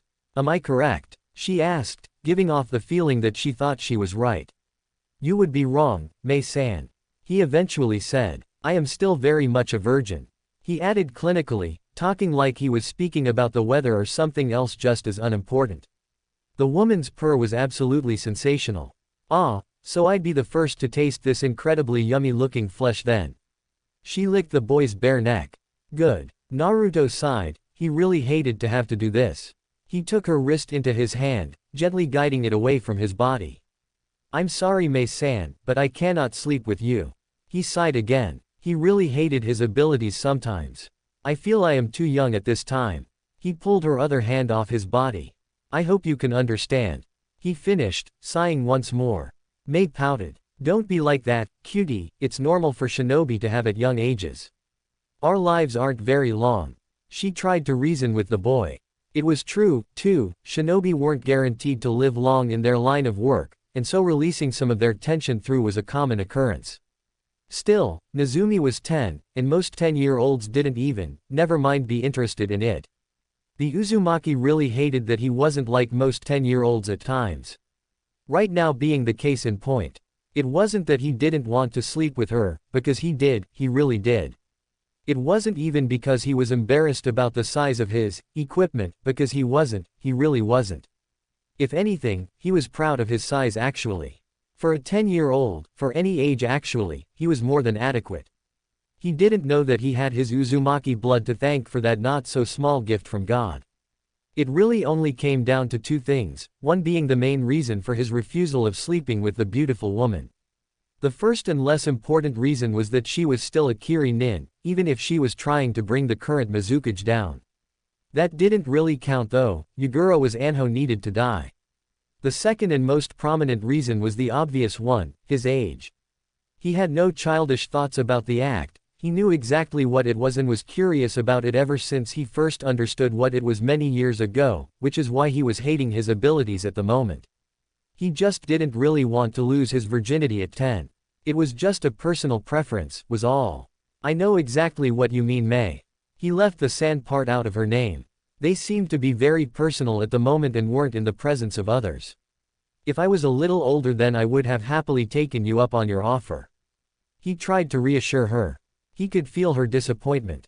If it's about your size then worry not. Mei started, reaching under the covers and his pants at the waistline. There are plenty of other ways to pleasure someone, size doesn't matter all that much to me. She was telling the truth, Nezumi could tell. I won't tease you, Anything she was about to say was cut off when she had the surprisingly large manhood that belonged to the boy grasped in her hand. Okay. That's just not fair, the auburn-haired woman thought when she recovered from her shock. Nezumi did chuckle this time. Yup, he really was a monster, through and through. He again grabbed her arm, taking her hand out of his pants and releasing her grip on his member. That's not what I'm worried about, he said rather smugly. The look and feeling of shock and disbelief on her face was completely worth letting her grab a handful of what was between his legs. When he felt that she finally believed him, he was relieved. He didn't want to offend her. He just wanted to wait before he started the chapter in his life. Her next pout was genuine. After knowing what the boy was packing, he couldn't really blame her. Such a shame, she sighed, getting out of the bed and walking into the closet for a moment. I really was looking forward to getting to know you better, she called out from the closet. She walked out a short moment later in a rather revealing nightgown.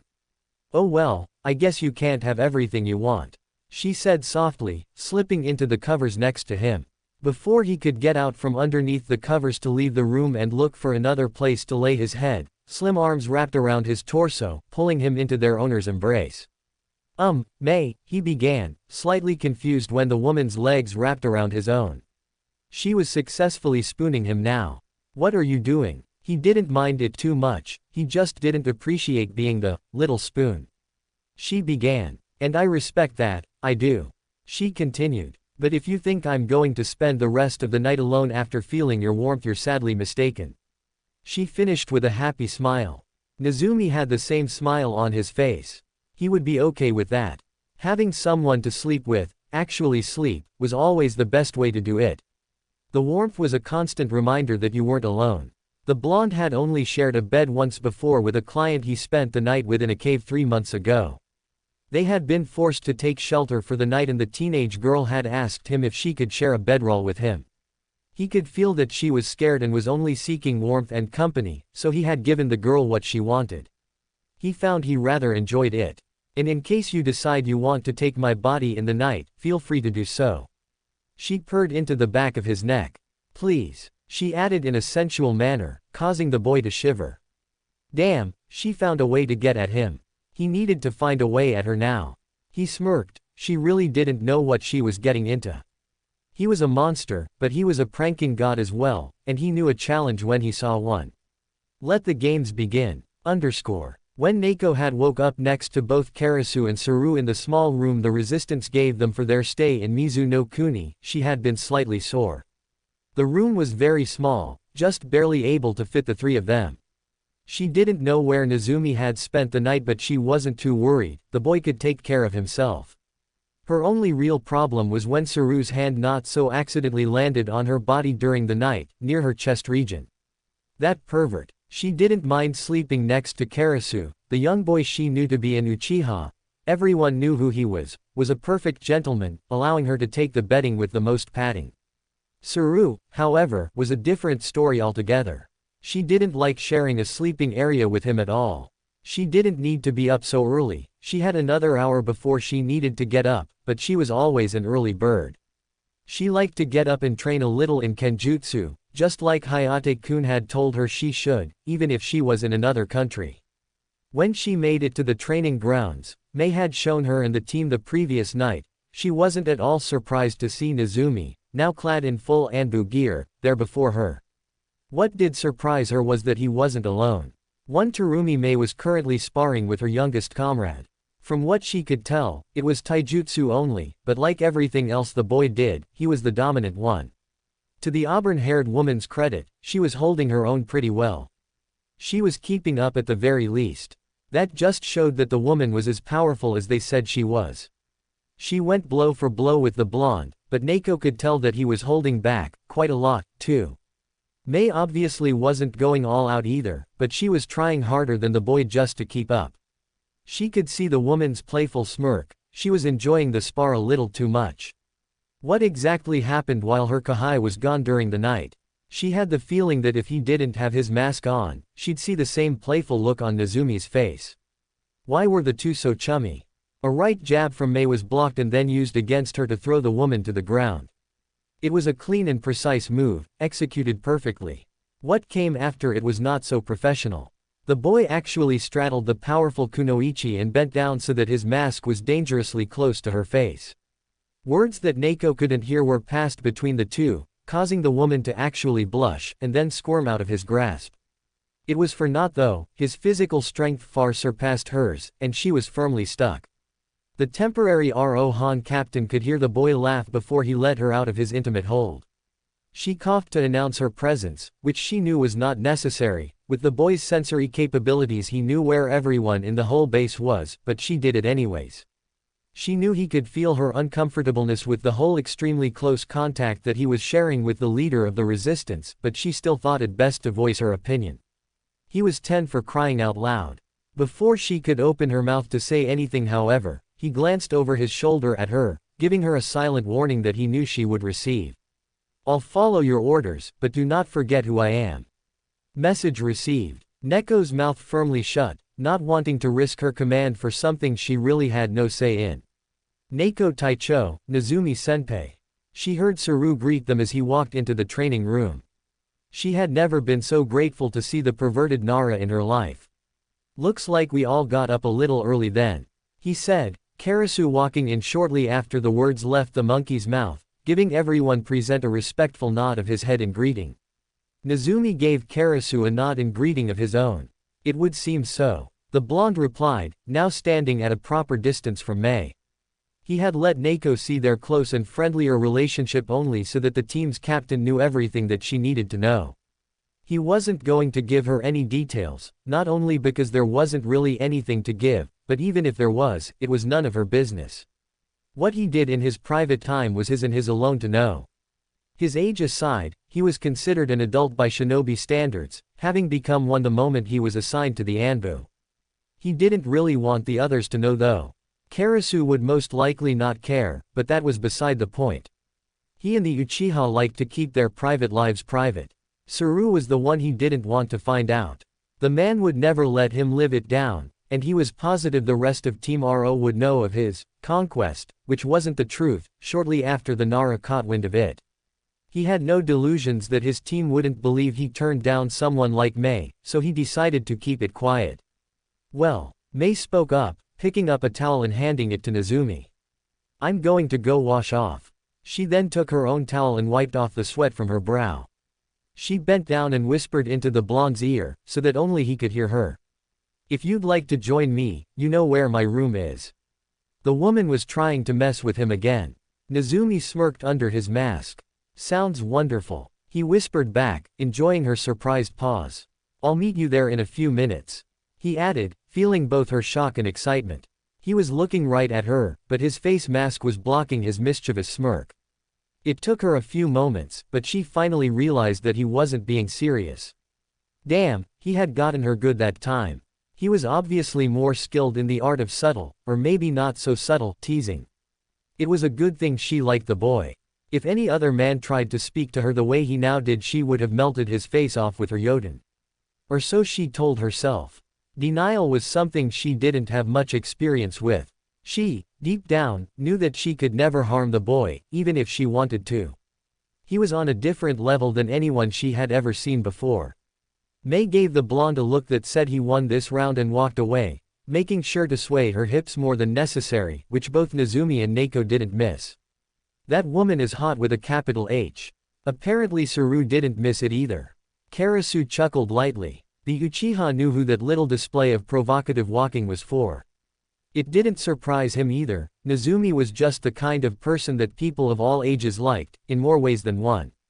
Let us spar for the remaining time we have, Neko said, getting the attention of the three males she had under her command at the moment.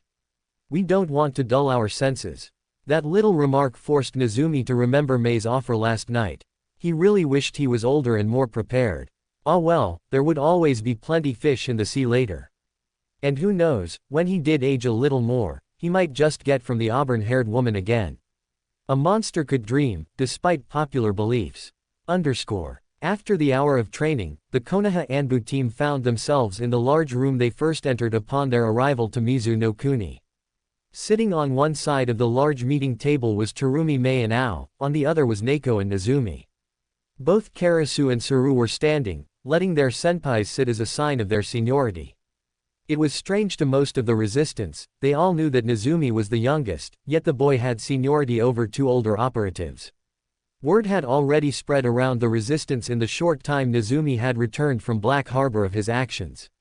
A lone boy had crushed the Kiri prison with ease, and that very boy was a Konoha nin sent with 3 others to assist them with their cause. The people finally had another hero, Mei being their first, to look up to. Hope was slowly returning to the hearts of the resistance, and it had been no more than 16 hours since the Anbu arrived. After Mei had seriously considered Saru's plan, she had concluded that it was brilliant and simple. It wouldn't have worked however if everything he said that needed to fall in place didn't happen, or the super powerful blonde wasn't with them. Fortunately, and rather amazingly, everything that the monkey-masked agent had said was necessary, did in fact occur. Mei was beginning to believe that all of Konoha's shinobi were in some way terrifying. The strategic thought process of the operative who came off as a pervert was absolutely mind-blowing. The fact that his plan was incredibly simple and completely ingenious at the same time made the woman's head hurt. The plan was as follows: have Nezumi and Karasu attack several of Yagura's bases on every island physically possible in the span of a week. And, like Saru knew his senpai would do at Black Harbor, allow 3 or 4 Kiri loyalists return to the Mizukage to report what was happening. Once word had reached Kiri and its forces that children were responsible for the fall of so many outposts, not only would it lower morale, it would get the attention of the man they were sent to kill. Once Yagura was given so many reports of mere children destroying his forces slowly, he would be forced to intervene personally, falling right into the trap that was laid out for him. Once he was in Nezumi's sight, he would soon be gone from this world. It was simple. It was elementary. It was, in Saru's words, untroublesome. Nezumi said he didn't spam the word, not that it was banned from his vocabulary. It would also allow the resistance ample time to prepare for what was to come after the week-long havoc spree. The destruction of the weapons factory would commence a few days afterward, and with that, added to all of the other chaos caused by the young Anbu agents, the resistance would take their first real step in winning the war. Mei was overjoyed. Mizu no Kuni was so close to freedom and equality for all her people she could practically taste it. It was only a matter of time now, and not much of it. She really needed to find a proper way of thanking Konoha for sending her the knight in shining armor that went by the codename Nezumi. So, we all know what our assignments are, right? Mei asked, getting nods from all present. Good. Her voice was low but everyone could hear her with clarity. Let's send our enemies straight to hell. She finished with a smirk that Nezumi knew all too well. She had found her inner monster. The following week had gone off without a hitch. Nezumi and Karasu had been going from base to base, raising them all to the ground like it was a holy crusade. They were alone, the rest of the Rohan contingent staying with the resistance, helping to prepare for the raid that was to come. It never ceased to amaze Nezumi how efficient Karasu was when in battle. The Uchiha was only 13 and he was the closest to Nezumi out of the 4 that were with him in strength. The blonde realized that he couldn't really say anything when it came to someone's age, him being 10 and all, but he was a special case. He was born with a power no one before him possessed. Yes, there were other Sennin, but none of them were born so closely intertwined with natural energy like he was.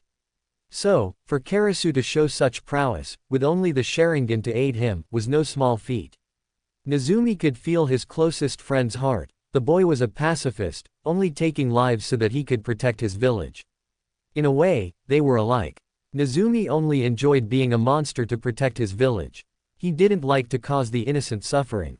He was in a country torn by war to stop that very thing right now. He didn't like to hurt the weak or helpless either. He only enjoyed killing when the men and women he killed deserved it. People like Yagura, whom he was planning on adding to his already large and still growing body count. Where they differed though, was that Karasu never enjoyed killing, ever. He only did so as a means to an end. He knew the act of killing was an important factor in a shinobi's life, and he dealt with it instead of complaining. There were only a handful of shinobi that the Hokage could trust completely to do anything he ordered unconditionally, and Karasu was one of them. So they traversed the islands that made up Mizu no Kuni, bringing down to the ground any Kiri bases they could find. With Nezumi's extremely large sensory field, it was uncomplicated. Actually taking out the bases was like child's play. Without Karasu, Nezumi could have brought them down almost effortlessly. With him, the blonde almost felt depressed at the ease they were able to finish their task. Mei was telling the truth when she described the Mizukage's plan for overwhelming the resistance.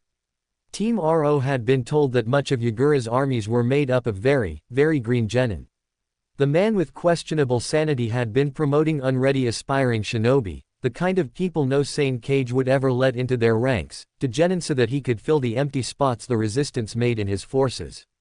He was giving weapons to men and women, boys and girls, who had no business being a shinobi in the first place. They couldn't even use them properly for God's sake. It was sad, and it angered Nezumi to no end. The kind of person it took to send his people in the slaughterhouse like cattle was the kind of person that the young Anbu agent loved, to kill. His Hokage knew of this as well, and the wrath that was the god of shinobi was already in Mizu no Kuni, in the form of one Nezumi masked Anbu operative. The man never should have touched a High no Kuni citizen. He would die for that now. Konoha would have her vengeance. Nezumi. Karasu suddenly spoke. This will be our last target before we have to return. He finished, his voice only audible to the blonde. Even though they were friends, the two hardly ever shared words. It was like a silent friendship, each knowing what the other thought of them. In Nezumi's case, he actually did know what the Uchiha felt. Nezumi replied. He already knew as much. The week had been a slow one and the blonde couldn't wait to return to the resistance. Mei had told him that when he returned, he was welcome to sleep in her bed with her again. She had enjoyed his company, too. Nezumi couldn't wait. They could see their target in the distance. Karasu activated his Sharingan. The walls were a light shade of gray. The exterior was reinforced with metals, 3 different kinds. The guard's tower had 2 men inside it. Both were of short stature, no older than 20 if their complexion was anything to go by.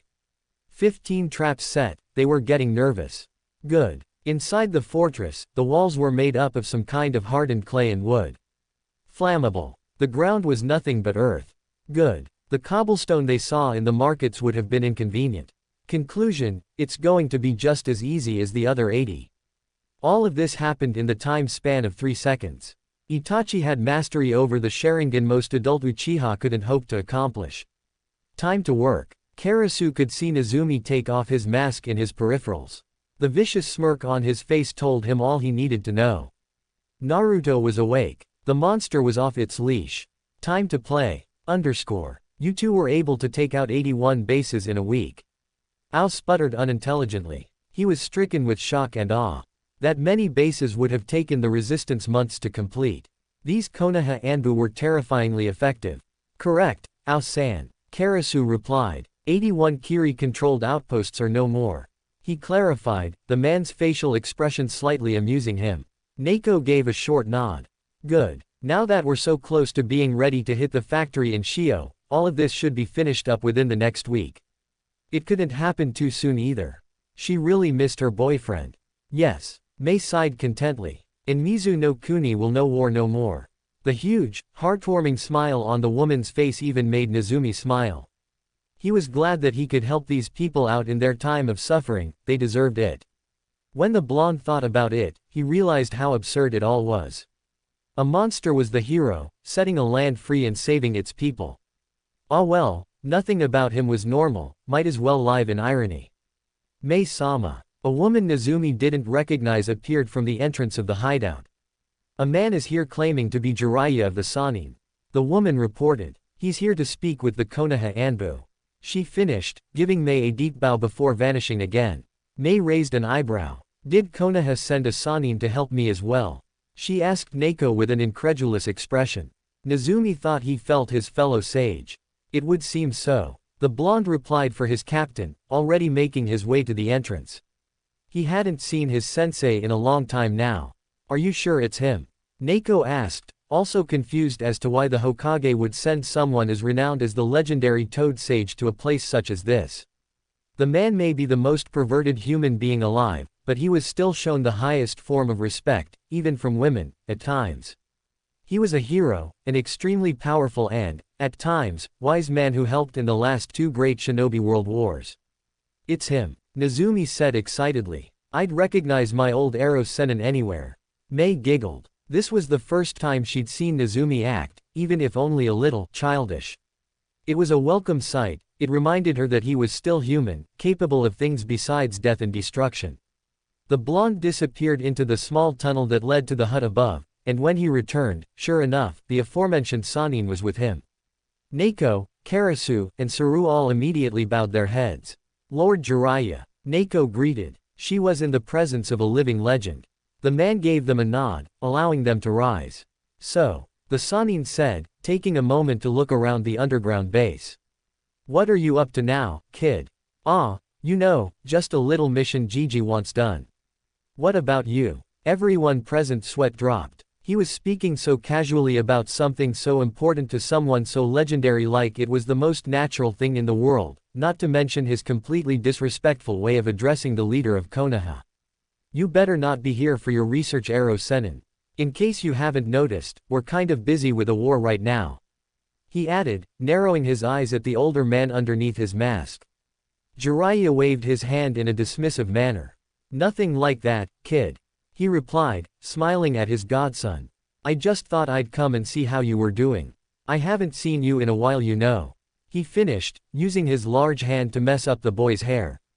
Nezumi swatted the hand that was attacking his already messy hair away, mumbling something about old perverts. Well, since you're here you can help us on our next assignment. The blonde said with a smirk. You can have a hand in freeing Mizu. Mei took this as a way to enter the conversation. That would be wonderful, Jiraiya-sama. That was her first mistake. With the help of both Nezumi and yourself, the resistance is sure to win. Because now the pervert saw what a beauty she was. Oh ho! Jiraiya shouted, steam seeming to rush out of his nose. And what do we have here? His voice was now annoying Nezumi. Such a beautiful woman as you should be sitting on a throne with a crown on her head, not in a place like this.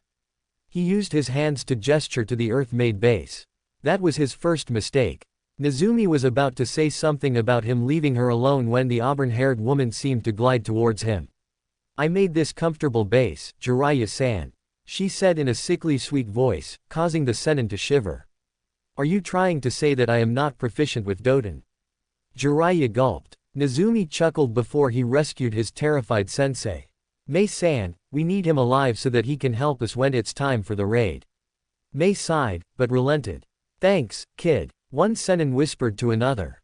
Nezumi shook his head. When was his sensei ever going to learn? So, the crazy bastards sent their heads to sensei then, Jiraiya repeated with his voice now serious. When he became like this, like the respectable veteran shinobi that he was, everyone paid attention to him. That sounds like something sensei would send someone like you to retaliate for.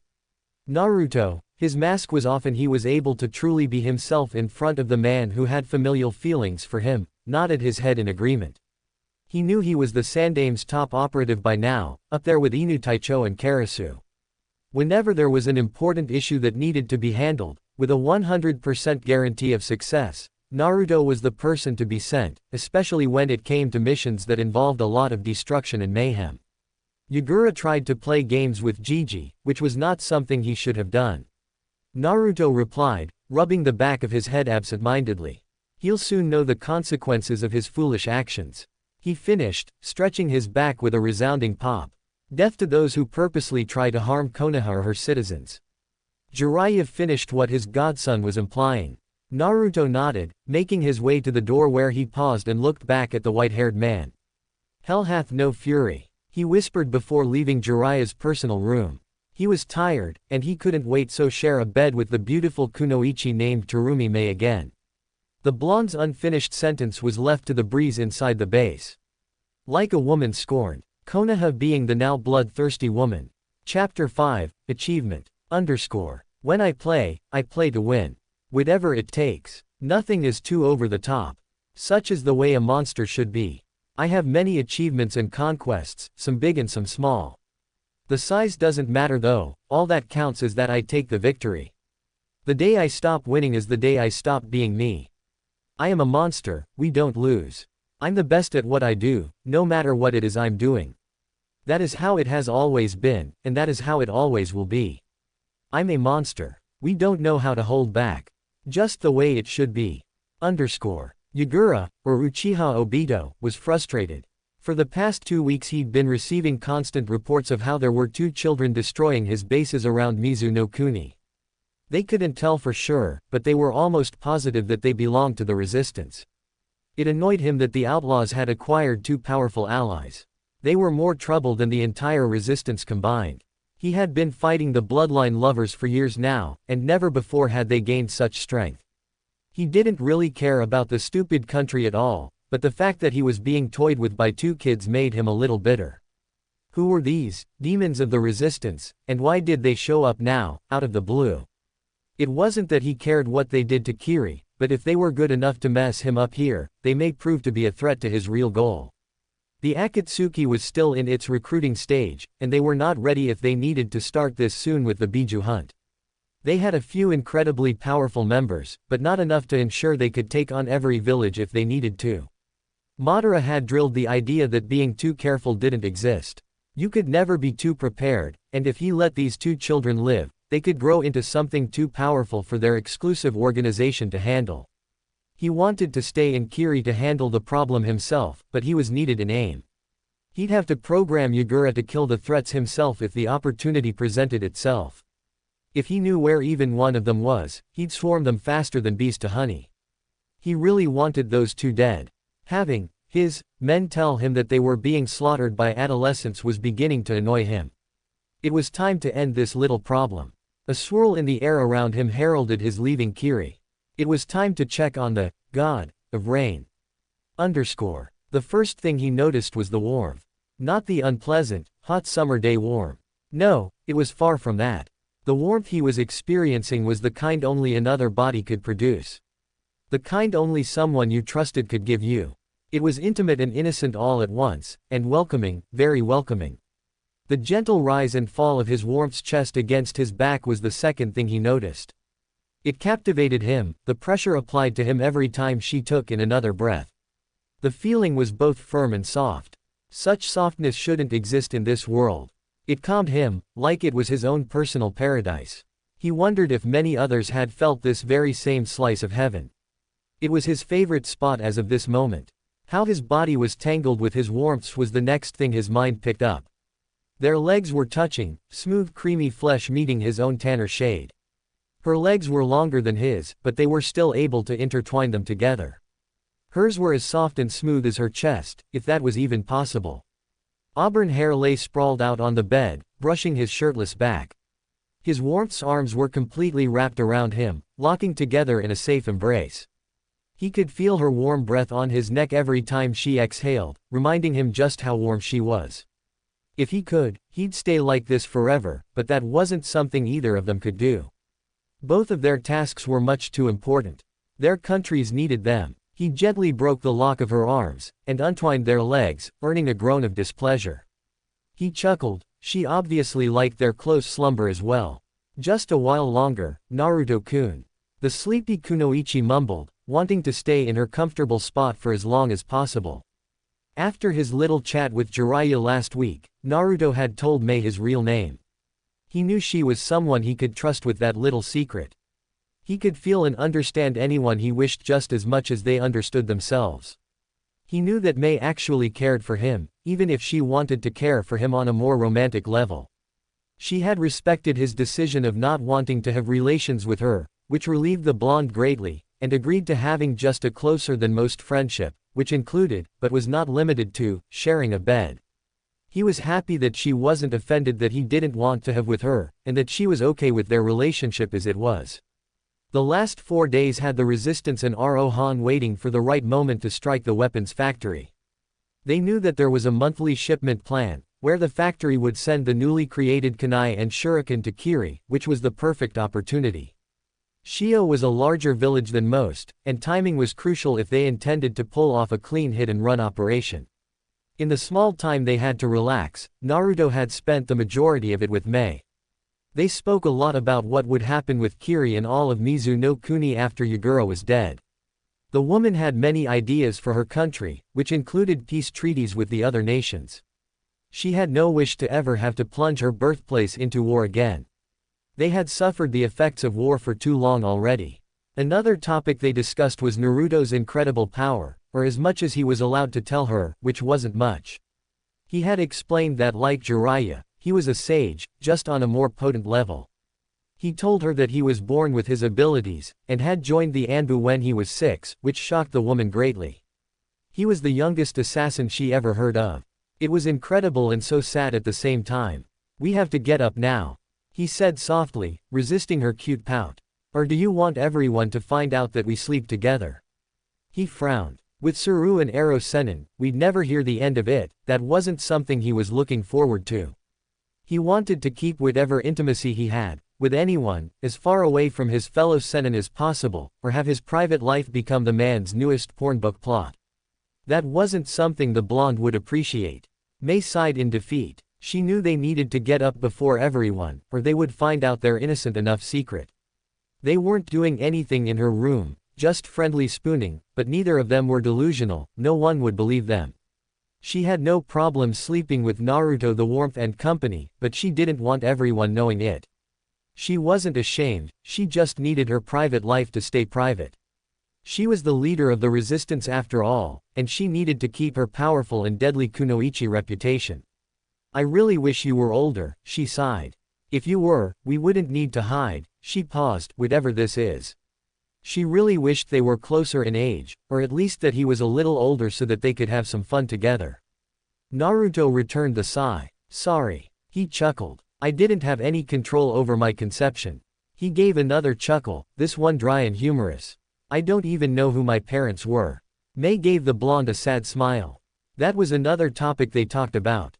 Neither of them knew their parents. In Naruto's case, he wasn't even allowed to know who they were. Mei's father had died at the beginning of the Third Shinobi World War, right after Mei was born. Her mother had died a year later, leaving the woman all alone in the world. "Well, I guess I can forgive you then," she replied, stretching herself against the large comfortable bed. Ever since Naruto had joined her in sleeping, she had been able to sleep better than ever. It saddened her that he would have to leave. She would miss his presence and warmth in her bed, which was much too big for only her. "Good." Naruto smiled. "I wouldn't want you to be mad at me for the rest of the time I'm here," he said, also stretching. After the two got dressed and left one at a time, they returned to their places among the others. Suru was oblivious, as was Jiraiya, but only because he kept undressing the females of the resistance with his eyes. Damn perv. Neiko, however, knew that something was going on between the two.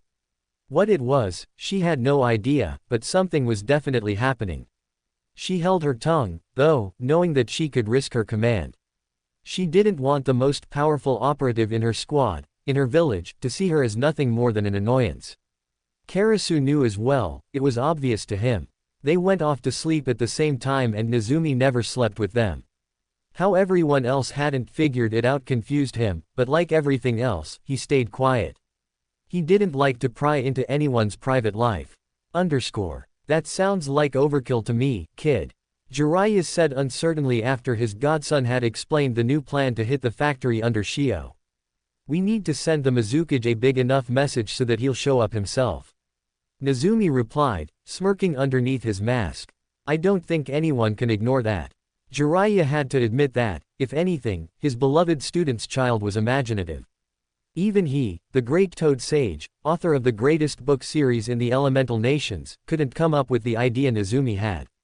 It may have partly been because he didn't have the power to pull it off without his godson, but that was a moot point. Yagura was definitely going to show up in Shio, and once he did, he would die shortly after. I agree. Mei spoke up at her side of the table. If this doesn't cause him to show up, then I don't know what will. She finished, giving Nezumi a small smile she thought only he saw, but having Neko and Karasu already knowing what to look for, it was clear as day to them. So when does this little play of yours begin? The Gamma Sennin asked, folding his arms in front of his chest. Because I have things that I need to do. He added, giving Nezumi a look only he would understand. My presence is needed elsewhere. The blonde nodded, receiving the message with ease. We should be ready to strike tomorrow, if all goes as planned. Neko replied. She was eager to get back to Konoha, she missed her lover. I'm guessing we'll be out of Mizu no Kuni in a couple of days. Nezumi knew what Neko was feeling, and the woman knew he did too. She knew he didn't try and snoop on her emotions, he was just born able to feel others around him.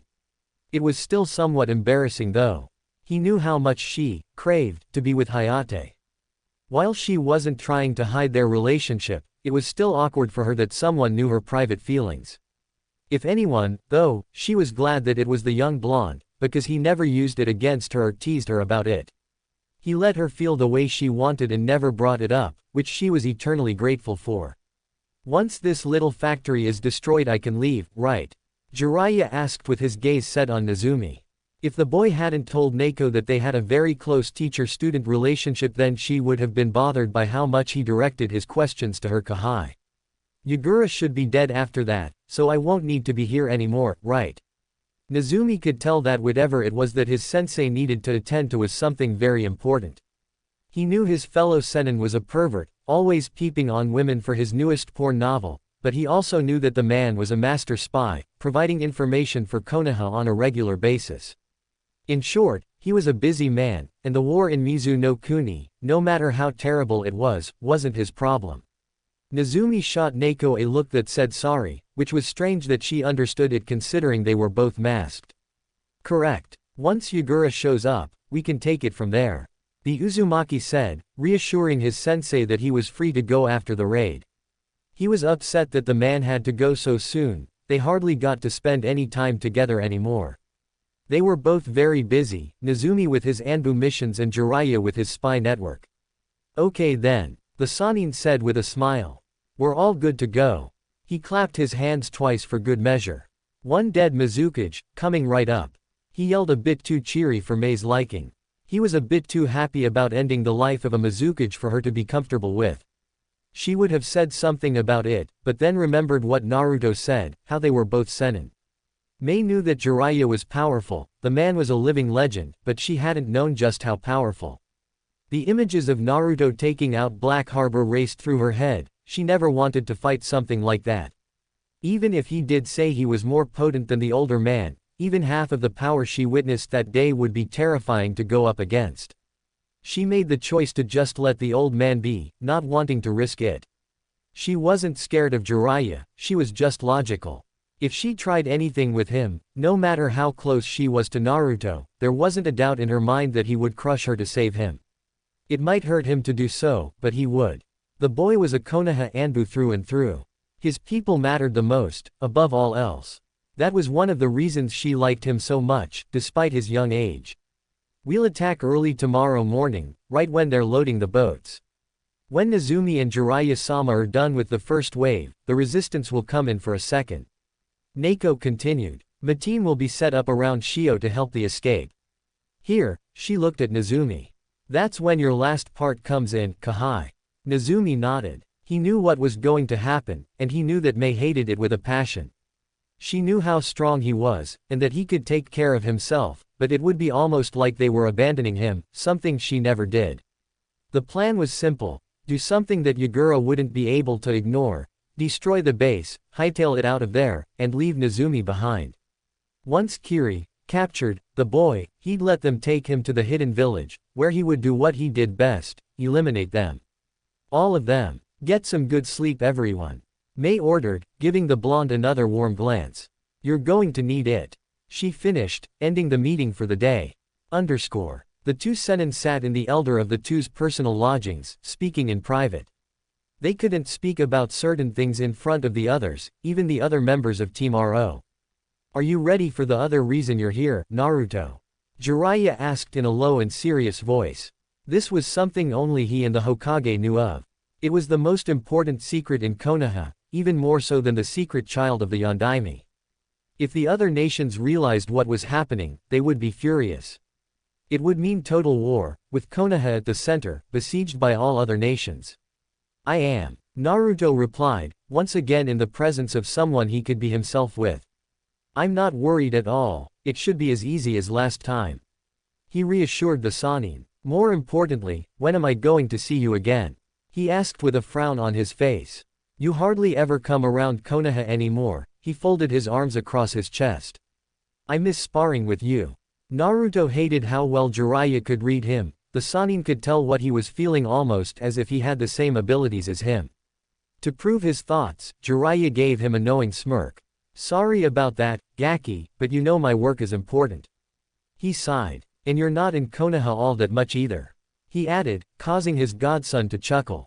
I guess that's true. Naruto agreed. Neither of us have enough free time. He added. He loved his job, it was the most important thing in the world to him, but he did wish that he had more time to spend with his precious people. You should quit the Anbu then. Jiraiya said sarcastically. Naruto narrowed his eyes and smirked. Or you should quit your spy network. He retorted. The room was silent for a moment before they both busted out in laughter.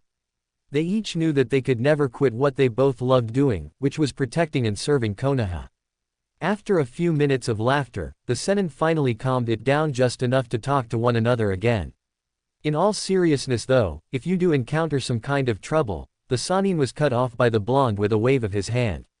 Naruto could already tell what he was going to say.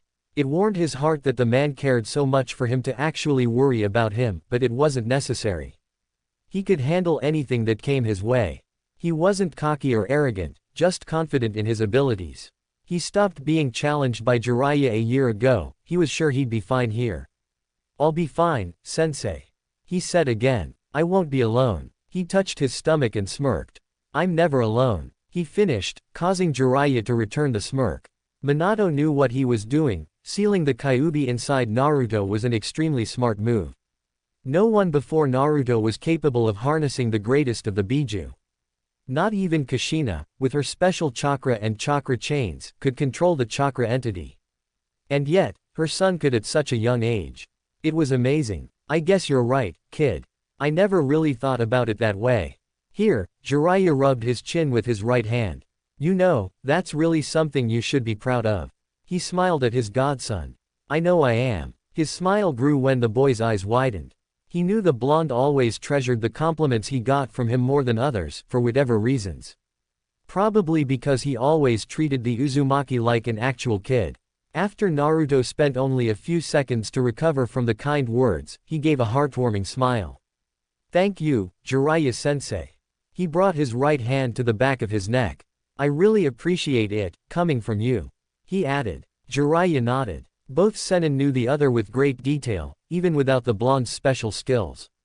They had a special relationship. Naruto could feel how the Sannin cared for him like family, which was odd for him at first, but he quickly enjoyed the warm, familial feeling coming off of the man. Jiraiya himself had the, sometimes annoying, ability of reading him like a book, which, admittedly, brought a smile to his face. They were both Sennin, capable of feats no other shinobi could accomplish, so they could both understand each other in a different way. Even if Naruto didn't know it yet, they really were like family. She could feel the sickening mark on her neck flaring with pain. Great, It was going to be one of those days. Mitarashi Anko had been trying to have a nice and peaceful day at home when her curse mark started acting up. Her roommate, Yuhi Kurenai, was out on a mission with her not-so-secret boyfriend, Sarutobi Asuma, which made the apartment all hers for the next couple days. She liked being alone sometimes, just to get away from it all for a while. Kurenai was one of her few friends in the village that she could trust with anything and everything. When she returned from that bastard Orochimaru's island, where he tested her and then dumped her, she had been a little ostracized for her involvement with the hubby traitor. A few years had passed and she was reaccepted into the village after proving herself to be loyal. And now, she was just another kunoichi of Konoha. No one saw the snake when they saw her, and she liked it that way. After Orochimaru, she had another problem. She liked to dress a little more revealing than others, which she only did to better express herself. It wasn't like she was some who'd sleep with anyone interested. Somehow, though, that was exactly the reputation she had built up. Anko was by no means a virgin, but she'd only slept with a total of 3 men in her entire life, and each one she had tried her best to date. It wasn't her fault that the relationships never lasted very long, men just couldn't handle her. She was wild, and liked to experiment when she did get a boyfriend, which she thought guys would like. She chalked it up to them just being pussies and held her head up high when they'd tell their friends how freaky she was in the sheets. That was a reason why Kurenai was one of the only people she could trust. The woman would always keep what she said a secret, even from Asuma, and never judge her for what she said. After the 3 guys didn't work out, the snake mistress wanted to see if a woman could keep up with her desires. That was a dead end as well. It seemed like there was no one in the village who could satisfy her needs, and be with her in an actual relationship, which she wanted. She wanted a man, or a woman, to come home to and rest in their arms, or they in hers. Just someone that she could count on like Kurenai, but also have fun in bed with when it's that time. She didn't think that was too much to ask for. Today was a day of relaxation, a day to just push all of her worries and problems to the side, but that was now being ruined by the damn curse mark on her neck. It seemed that whatever she did, she was going to be miserable. She would always be stuck in this nightmare that was her life. She would always be alone, in pain, and depressed.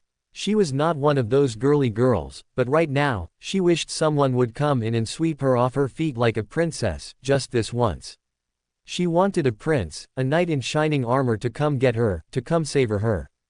As she lay on the floor, clutching at her neck as the tears poured with the amounts of pain she was in, both physically and mentally, she whispered 4 words that no one would hear but the wind. "Someone, please save me." Like always, she was left by herself, crying in agony, waiting until the pain stopped. It never really stopped. I've been thinking, Mei trailed off as she lay next to Naruto in her bed. They were in their innocent intimate position again. It was already time for them to get to sleep. They needed rest for tomorrow's op. "Have you kissed a woman yet?" The blonde could feel her excitement and hopefulness. "I have not," he answered, a perfect poker face hiding his amusement. "Why do you ask?" He almost laughed. He already knew why, and the woman's excitement increased. She really liked him. But, she trailed off, blushing slightly. That was new. Whenever they were in bed, Mei had always been aggressive, and not really shy at all. Now the woman was all kinds of embarrassed, but still excited.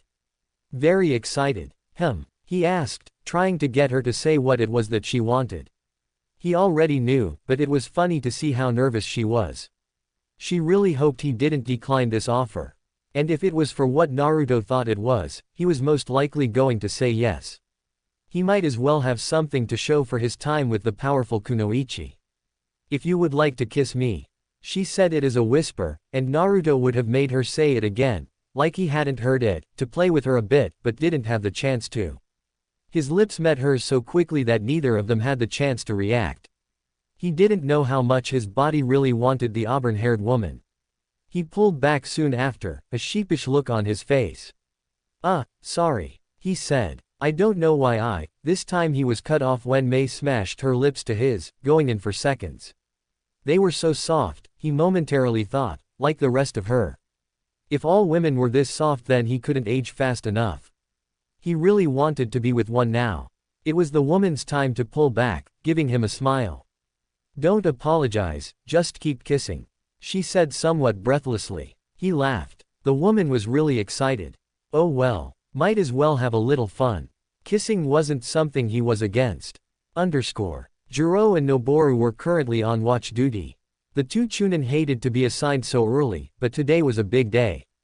The shipment to Kiri was today, and nothing could go wrong. And with the demons of the resistance, everyone was a little on edge. Do you think they'll come here? Jiro asked, fear evident in his voice. Jiro was the younger of the two, with short brown hair and the traditional Kiri Chunin uniform.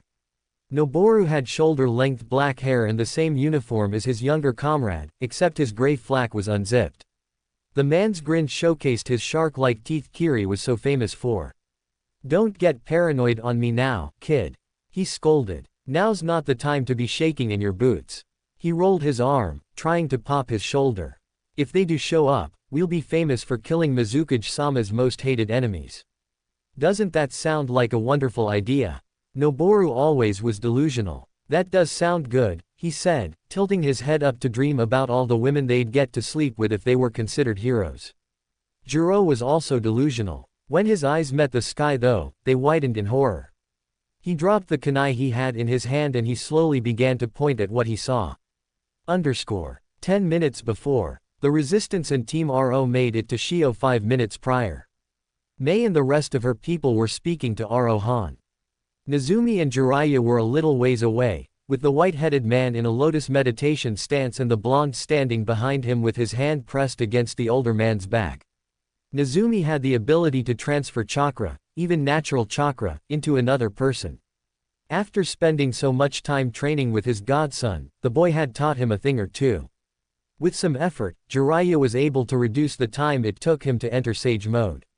He also no longer needed to rely on Fukusaku and Shima to assist him while in Sage mode.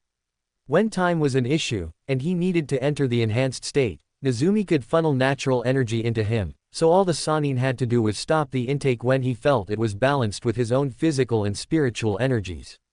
It cut the older sage's time in half, making entering Sage mode extremely easy. He still kept his toad-like features though, he was stuck with the imperfect version. It didn't take long for the two Sennin to rejoin the small army, in their respective Sage modes. Mei almost balked, they looked nothing alike. The only thing similar were their eyes, and even then it was minuscule. Both of their irises were burning bright gold, but Jiraiya's pupils were a horizontal bar, and he had an orange pigmentation around his eyes. Mei now understood why the man was called the Toad Sage, he resembled one to an incredible degree now. We're ready, Nezumi said, nodding to Neko. We'll get into position. Neko replied. Give us 2 minutes before you start. Nezumi and Jiraiya nodded their heads. It was about to begin. My men are ready, Mei informed. We'll hit the base the moment your wave is complete. She finished, giving Nezumi a nod. She was still nervous and disliked the part of the plan that left her favorite blonde alone with the tyrannical murderer. But it was a necessary tactic. No one besides him could handle taking on Kiri and the Mizukage at once, and he didn't want to risk losing one of his friends. It may not have been all that long since he came to Mizu no Kuni, but he already considered a lot of the resistance his friends. It was hard not to when you could understand everything they felt. Nezumi returned the nod and was about to say something before they got the signal that Neko, Saru, and Karasu were in position to help pull off the escape. He sighed in annoyance but signaled back nonetheless. You ready, kid? Jiraiya asked. This op was his and Saru's idea, and it wouldn't work unless the blonde was spot on. He knew it was pointless to ask, his family was always ready to bring a little chaos. Or in the blonde's case, a lot of chaos, he never did anything without giving it his all, or most of it. Nezumi was silent for a few seconds. In the next moment, he took his mask off, a vicious grin on face. Let's play, sensei. Noboru followed Jiro's hand into the air, trying to get a look at what terrified him. What he saw was, like nothing he'd ever seen before. Senpo, Cho-Odama Rasen Terengen, Sage Art, Massive Rasengan Barrage. Was all they heard, and the sun was blackened. The sight was enough to cause Jiro to wet himself. What the hell was going on? 100 blonde boys, all looking alike, were falling from the sky like heaven's warriors, each with an extremely large blue spiraling sphere in hand. Noboru was somewhat of a censor, so when he felt whatever it was falling down upon him, he was able to appreciate the power that was going to definitely kill them. When they drove their spheres into the ground, which just so happened to be right above the weapons factory, it felt like Armageddon was unleashed. The damage done was enough to completely rip the earth apart, exposing the large building beneath. Naruto laughed. It was a deep, vicious thing, and allowed his partner to do his part. Senpo. Cho-Odama Rasengan, Sage Art, Super Giant Rasengan. The Sannin shouted, driving his own large sphere into the exposed building, destroying everything under it. Naruto could hear the screams form within, and it excited him. He hadn't played for days, and this was the first time he'd ever played with his fellow Sennin. It was fun, like they were a tag team, slaughtering their prey with effortless skill. He heard Mei's battle cry, signaling the resistance to move in. He smirked, time to show the woman he made out with last night why he called himself a monster. Kurama, you ready to join the fun yet? He thought through his link with the mighty Kyuubi. He couldn't see the giant fox, but he knew there was an equally vicious grin on his face as well. He had his answer. Mei was cutting down the men and women in her path with practiced skill, trying to get to Naruto. He had said she was in for a big surprise during the fight after their activities the previous night. She didn't know what else he could do to surprise her at this point, but she was really eager to see it. What else was he capable of? She had to know. She was fascinated by him. That's when she saw it. A giant red beam shot up into the sky, originating from the blonde. There was an actual pressure being forced on the shinobi in the area. The air was suddenly thick, and several degrees warmer. Everything was silent, until the bloodthirsty roar rang out in the rubble. A version 2 Jinchuriki was what emerged from the red-black sphere that appeared after the beam had dissipated. The shockwave from that thing managed to throw many of the ninja away. The roar itself put many and some even passed out from the incredible fear the killing intent was causing. Mei's heart had never beat so fast and loud in her life. In the ruins of the factory stood a miniature Kyuubi no Kitsune, in all of its version 2 glory. The white eyes pierced into her soul, freezing her to the spot. That's when the demon did the unthinkable. It smiled at her, finishing off the unbelievable action with a playful wink. Had she seen that correctly? Did a demon just tease her? Naruto roared with laughter, which was incredibly terrifying for everyone around, it being so beast-like and deep. She had asked for it when she started the teasing. He was the heavyweight pranking champion after all. He couldn't forfeit his title just because he met a pretty girl. With a burst of speed so great that not a single person could track him, he was gone, letting Kurama take over for his turn. It was only fair that he could come out to play as well. Cold awe ran through Saru when he felt the Kyuubi's presence join the fray. Karasu was indifferent, having been up close to the ungodly powerful feeling of rage and hate. Neiko sighed, shaking her head in exasperation. Did her Kahai really need to let that monster out? Wasn't the one underneath the mask more than enough? She knew he liked to be fair with his little friend, that would never get easier for her to say. It was an awe-inspiring shock that a child could harness such great power. But to call the strongest of the Biju his little friend was somewhat unnerving. He was speaking so casually about something that the entire world feared, like it was nothing more than the norm. It probably was the norm for him, which was why it was so unnerving. Another large spike of the Kyuubi's power could be felt. He really wasn't holding back all that much, was he? Neiko sighed again. Her Kahai really needed to learn the meaning of restraint. Again, another huge spike was felt. What the hell was he doing over there? If Mei hadn't spent all of that intimate time with him, who she now knew was the Kyuubi's Jinchuriki, she would have been terrified to the point of retreat. What the boy was doing right now was slaughter. He was massacring the Kiri forces. There wasn't really any need for her or her men. Even Jiraiya had taken to watching from the sidelines, his face not expressing any emotions whatsoever. The Sannin had never seen the destruction his godson could cause, but he always knew it would be something on the scale of what he was watching happen to the Mizukage's men. If Yagura didn't show up with this, the man was either not right in the head, or really didn't care what happened to his people. Jiraiya highly doubted he could dismiss this, even if he was one of the two. A Jinchuriki couldn't ignore another Jinchuriki, and one was right in the Mizukage's backyard. He had to come, and that would be his downfall. It was only a matter of time now. Another powerful beam of carnage shot from the version 2 Naruto, this time in a random area. He knew the young Anbu operative hadn't lost control, he just wanted to provoke Yagura into showing up as much as possible. Firing death rays off at random places was the closest thing the water shadow was getting to an invitation. After Mei recovered from her shock, she huffed. The cheeky brat was playing with her. He knew the plan didn't need the resistance at all, but he, for some reason, decided to lead a teasing crusade against her after the first time they'd slept together. After that, they had both been in a playful game of back and forth, trying to make the other blush or, like in this case, shock them. She hated to admit it, but he had won all of their future battles of wits with that one little wink. He really was the self-proclaimed prankster god he said he was. When the smoke settled and the last Kiri loyalist fell, Naruto released his version 2 transformation, still smirking at the world. He could feel how the others looked at him now. They were scared of him before, but now they were absolutely terrified of him. He didn't mind all that much. It was the Konoha-born people he didn't want to fear him. The resistance had nothing to fear from him, but he couldn't really blame them, he probably did look like a demon.